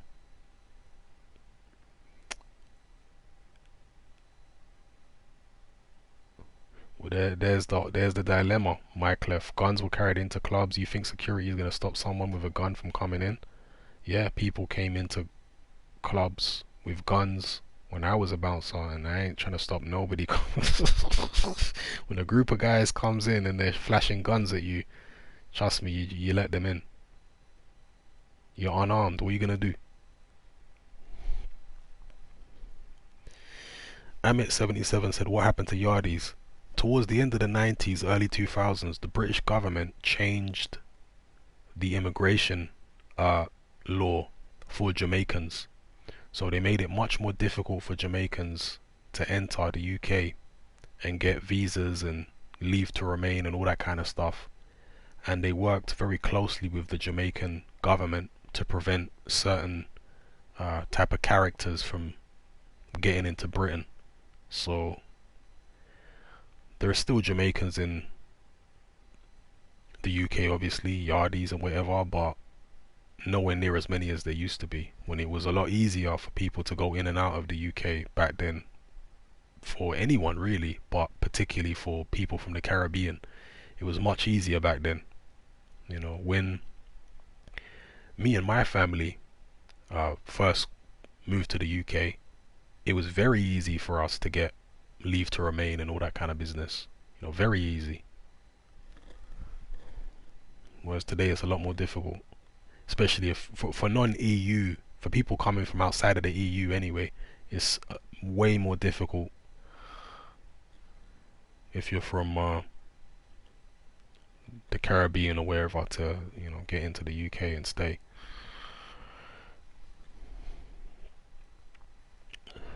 Ashley Elson says, what do you think of the gentrification of Brixton? It's the same old issue with gentrification. It's good that they got rid of all the drugs and the crime, but it's bad that the inhabitants of Brixton, people who had lived in Brixton for generations, were forced out because they hike up all the rent prices and all that kind of business. That's sad, because all the people who put so much effort into making Brixton what it is, you know, culturally, because Brixton still today is sold on its authentic Caribbean vibe. That's what they sell Brixton on. That's what draws people into Brixton and makes them want to live there and go out there on weekends and stuff like that. So the people who gave Brixton this particular culture are the ones who have been forced out, you know, because of gentrification, and that's a shame. Why couldn't they clean the area up and not, you know, force everybody out by hiking up all the prices, not only of residential properties, but also hiking up the prices of the business properties, you know, forcing a lot of small businesses out of Brixton. So that's sad, man, what they did there. That's sad.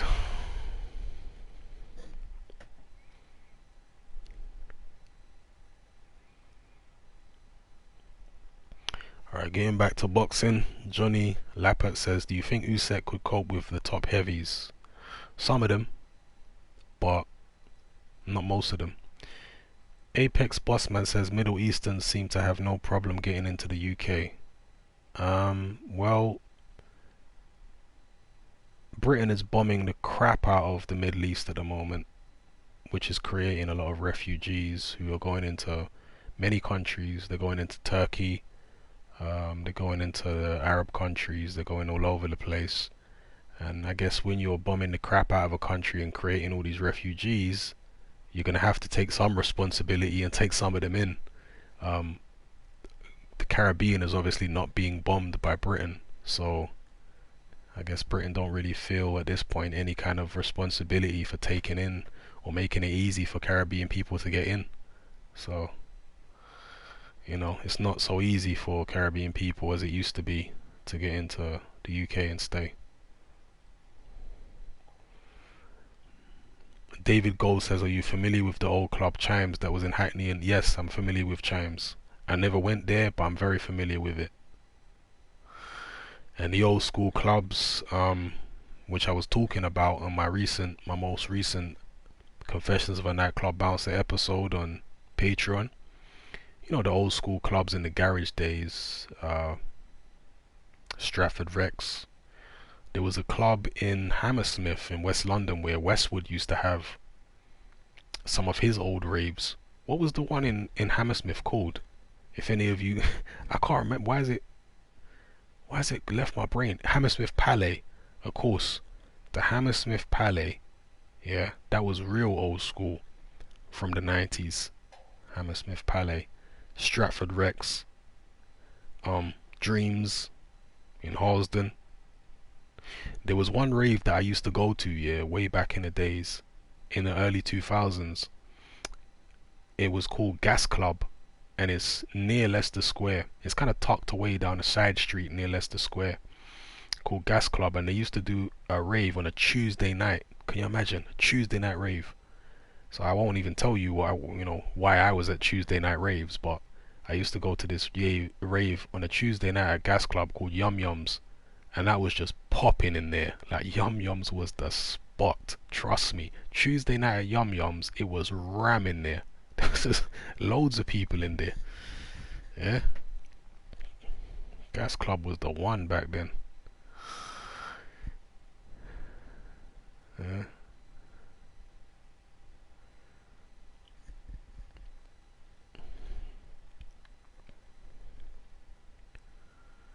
Mr. Megabox says, I remember Gas Club. Well, then you know. If you know, then you know. Rainforest Cafe, that must still be there, innit? I used to go Rainforest Cafe. Daniel Wood says, did you work the dog stall or fridge in the late 90s? No. I never actually worked in Brixton when I was on the doors. I never worked in Brixton, which is probably for the best. I worked other places in South London, but I never worked in Brixton.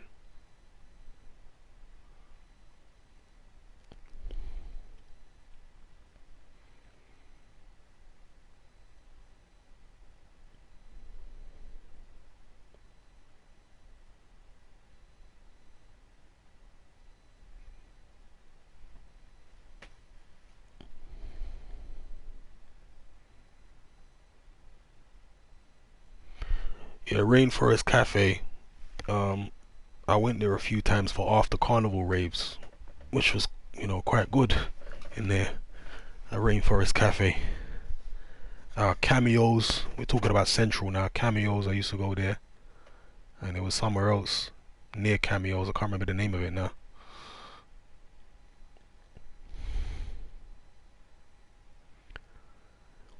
Daniel Wood says, coming out of a club at 3 a.m. and going down Cold Harbour Lane was dodgy. Yeah, it was mad dodgy back then. Mad dodgy. So many drug dealers and just drug addicts, muggers and shady characters hanging around in Brixton them times. No, I've never taken steroids and never been tempted to. Never been tempted to.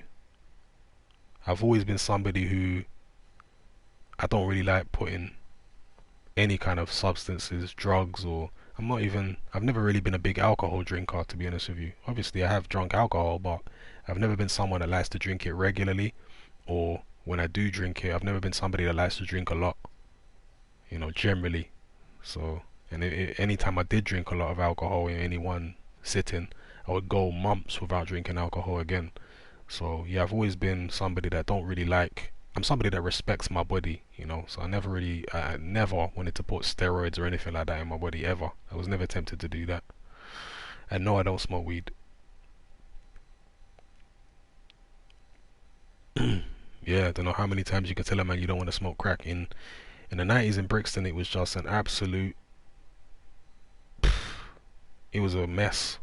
People used to sell crack and all kinds of drugs openly all up and down Brixton High Street, all throughout the market area, in the train station, outside the Ritzy. You know, now Brixton has changed. They've moved the grass area outside the Ritzy. That's all gone. They used to have a grass area outside the Ritzy and trees, and there used to be people out there selling all kinds of drugs day and night. There used to be well, they're still there actually, the phone boxes outside of KFC. The Yardies used to set up shop there. That was the Yardie corner outside KFC, where the Yardies used to sell crack 24 hours outside of KFC on Brixton High Street. You know, 24/7, 365. I know Brockwell very well. Yeah, I know Brockwell very well. But you know, back then everywhere in London was was worse. 54 Charles Swan says, have you ever come across big crime bosses? It depends what you mean by big crime bosses. I mean, if you mean like the top crime figures in South London, then yeah. But if you're talking about real big crime bosses, like mafia level crime bosses, then not really. Or if I did, I didn't really know about them, you know. But yeah, I remember going on a date with a girl, yeah, in Shepherd's Bush. This was in the very early 2000s. I went on a date with a girl in Shepherd's Bush, and we went to the cinema there in Shepherd's Bush, which is just on Shepherd's Bush Green. And after we came out the cinema, like we went on to Shepherd's Bush Green. If any of you know West London and Shepherd's Bush Green, um, we went into Shepherd's Bush Green, you know, to fool around like young kids do. And Shepherd's Bush Green, in the middle of it, back then anyway, it wasn't lit at night, right? So when you walk into the middle of Shepherd's Bush Green, it's dark, yeah. And as we walked into the middle of Shepherd's Bush Green, all of a sudden it felt like I was in the middle of a zombie movie, because it was just full of crackheads. Like, Shepherd's Bush Green was swarming with crackheads, people stumbling around, smoking crack, barefooted. Jesus, man. Outside of Brixton, I'd never seen so many crackheads in one place as I saw on Shepherd's Bush Green that night. And there used to be uh, a snooker hall, a pool hall on Shepherd's Bush Green. I think it was called Club on the Green. Anyone who's from West London might know about that place. Club on the Green. And they used to sell like alcohol illegally there. Yeah, barefoot. Crackheads used to be walking around barefoot. That's one of the hallmarks of a crackhead, of a proper crackhead, is they stop wearing shoes. They start walking around barefoot.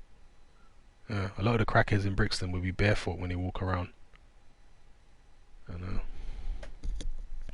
But yeah, Shepherd's Bush Green. And I remember also being at Euston Square. You know Euston Square? Right next to Euston, the big, you know, national train station. And I remember outside of Euston Square, in this little park area next to the station, there was yardies selling crack. And this is in central London, people.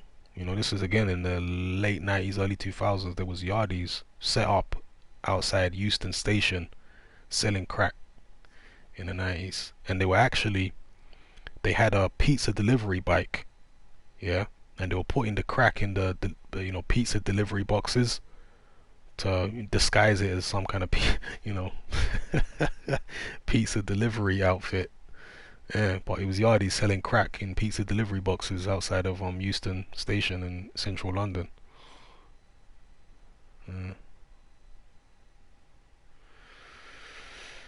It was a mad time, man. People doing all kinds of crazy things. David Gold says the older 28s used to smoke. Everybody in Brixton of a certain generation, well, not everybody, but a hell of a lot of the gangsters in Brixton of a certain generation was smoking crack. And Quincy and Judge Souls, yeah, they've admitted that they used to smoke crack. And many others used to smoke crack too. When crack first came out in South London, it didn't have the stigma attached to it that it has today. So when crack first came out, people were smoking it because it was like the new thing. You know, it was a cool thing to smoke in the early days before it was even called crack. People weren't calling it crack. Uh, so a lot of the gangsters and the top guys were smoking it because it was the cool thing. You know, it was the latest trend. Apex Bossman says, "What's worse, a crackhead or a smackhead?" I would say a smackhead is worse. A smackhead is worse.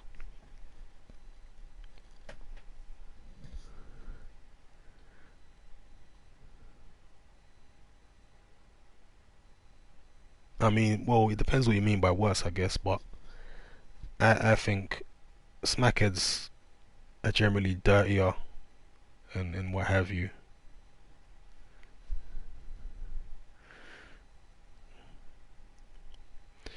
Ashley Elson says rice and peas or jollof. Jollof. Yeah, jollof. Oh yeah. Jollof is the truth. When I first started hanging around with African people and eating jollof, it was like a revelation for me. So jollof all day is way better than rice and peas.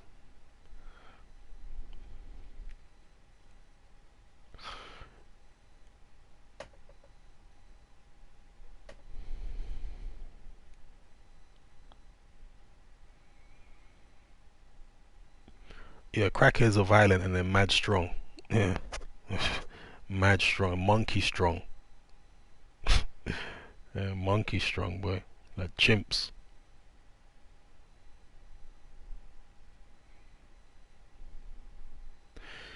David Gold says Chinese or Indian food. That's a good question. Really depends on where you go. I like both. I like Chinese and Indian. Indian to me, no offense to Chinese people out there, although I've never really seen Chinese people eat the kind of Chinese food that we eat. You know, the sweet and sour chicken and special fried rice and all that kind of business. You never really see Chinese people eating that stuff. If you ever see a Chinese person in a Chinese buffet, they always just have soup or something like that. They don't eat the kind of things that we eat. Um, but yeah, Chinese food feels more like fast food to me. Whereas if I want to eat a proper meal, Indian food is more like a proper meal, if that makes sense, you know? So, yeah, I like both, so I couldn't really pick. It depends on my mood at the time, Chinese or Indian. I like them both.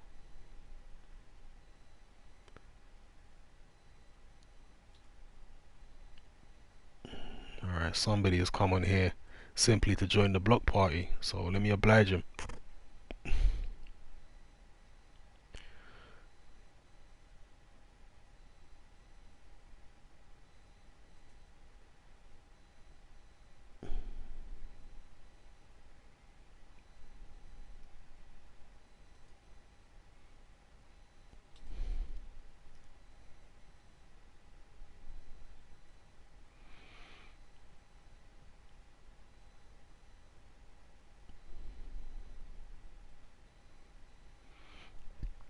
David Gold says Caribbean or African food.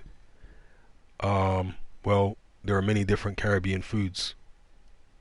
There are many different Caribbean foods. You know, there's Jamaican food and Trini food, and you could even go to the Spanish Caribbean countries, Cuba.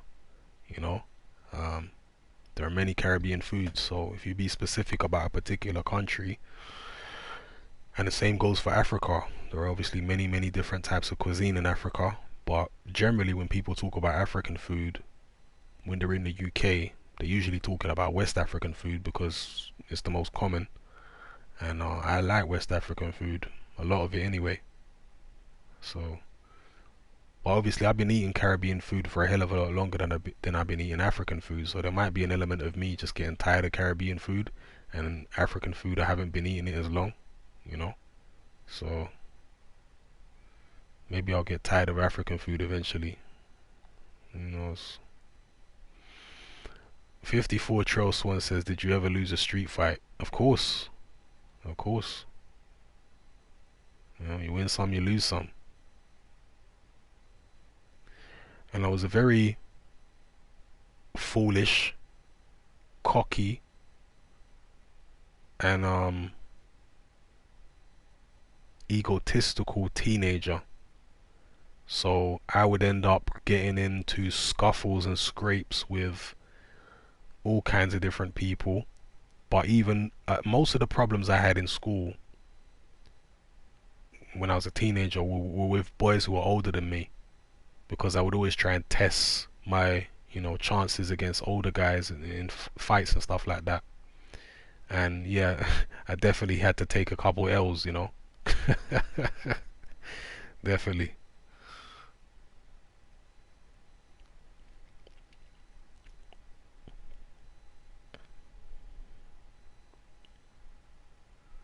I've never had Ethiopian food, but I definitely want to. And interestingly, I just started recently getting to know an Ethiopian girl, so yeah, maybe I'll get to try some Ethiopian food.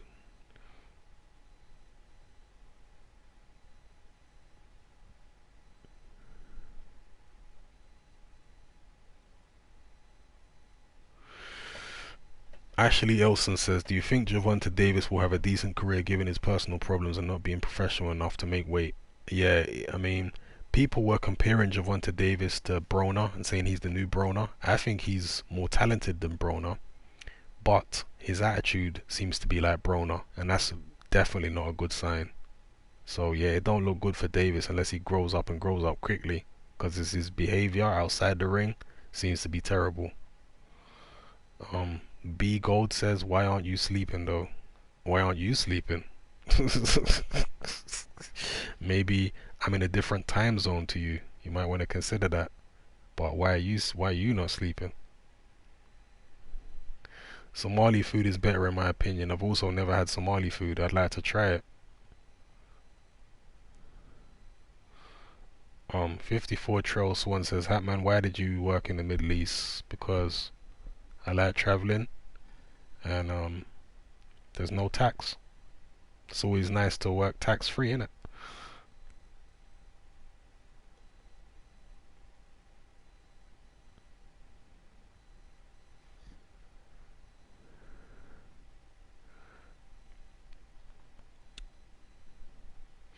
Jude says, how old are you, Hatman, and what school did you go to? Well, I'm not gonna reveal all that. Um, hmm. One thing I can, well, maybe let me tell you one thing, right? There was a school called Dick Shepherd. Um,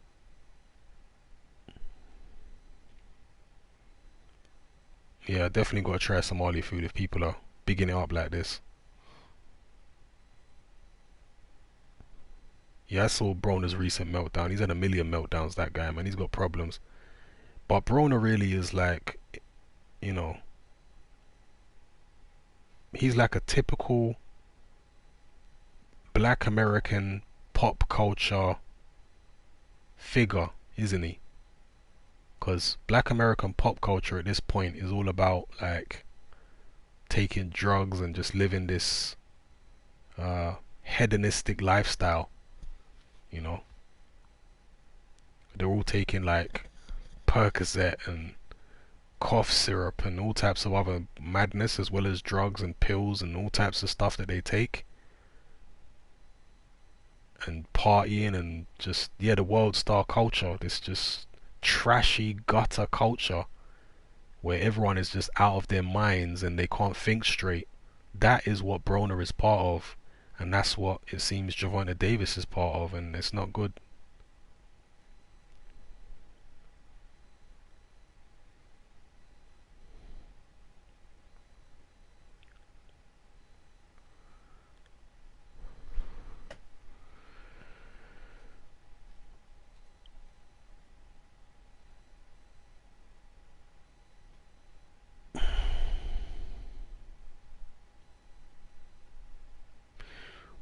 54 Trail Swan says, why does Floyd Mayweather keep investing in strip clubs? Very good question.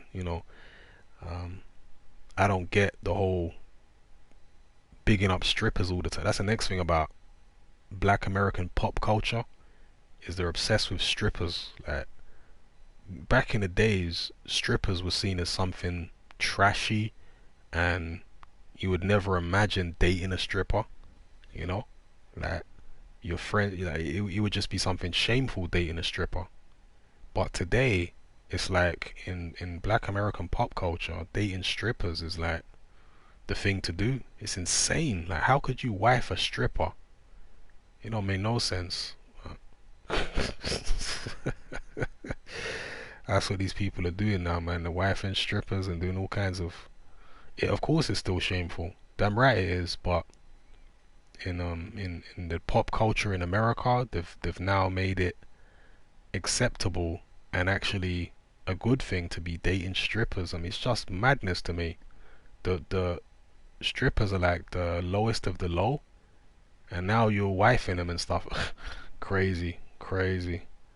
And for Mayweather, for all the people he could be promoting, for all the industries, for all the businesses that he could be promoting, the man's promoting strip clubs. Unbelievable.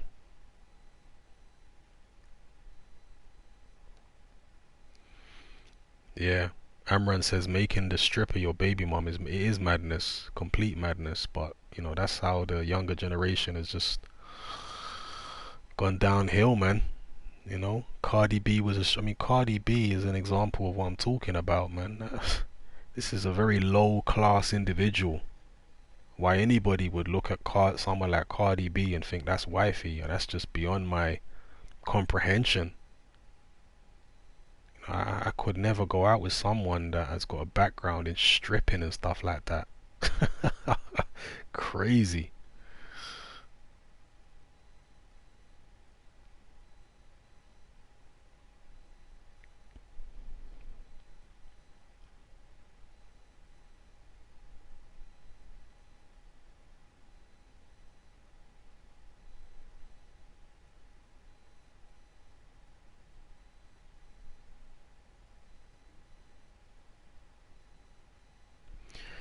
Yeah, Floyd has a strip club. I'm assuming it's very profitable if Floyd has money invested in it. I mean, at the end of the day, Floyd is a Vegas man. I know he's not originally from Vegas, but he lives in Vegas now, and he's very into the Vegas culture. And Vegas, to be fair, has always been a trashy place. Vegas was a city that was built by the mafia on casinos and gambling and vice. And so I guess Floyd is going along with the Vegas culture.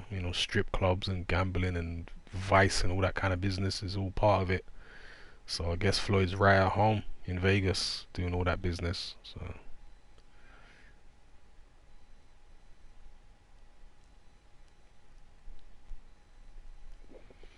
but I like to think that if I was on that kind of level financially, that I would do something more constructive than promoting strip clubs. Jeez, man. All you're doing promoting strip clubs is giving a leg up to trashy women with no morals. You know, are those the kind of people that you want to give an opportunity to, or you want to give an opportunity to people that have a bit more about them and maybe deserve an opportunity more than just some trashy, promiscuous woman who slides up and down a flipping pole and has people stick dollar bills in her ass? Like, is that who deserves a leg up? I mean, you tell me. Crazy.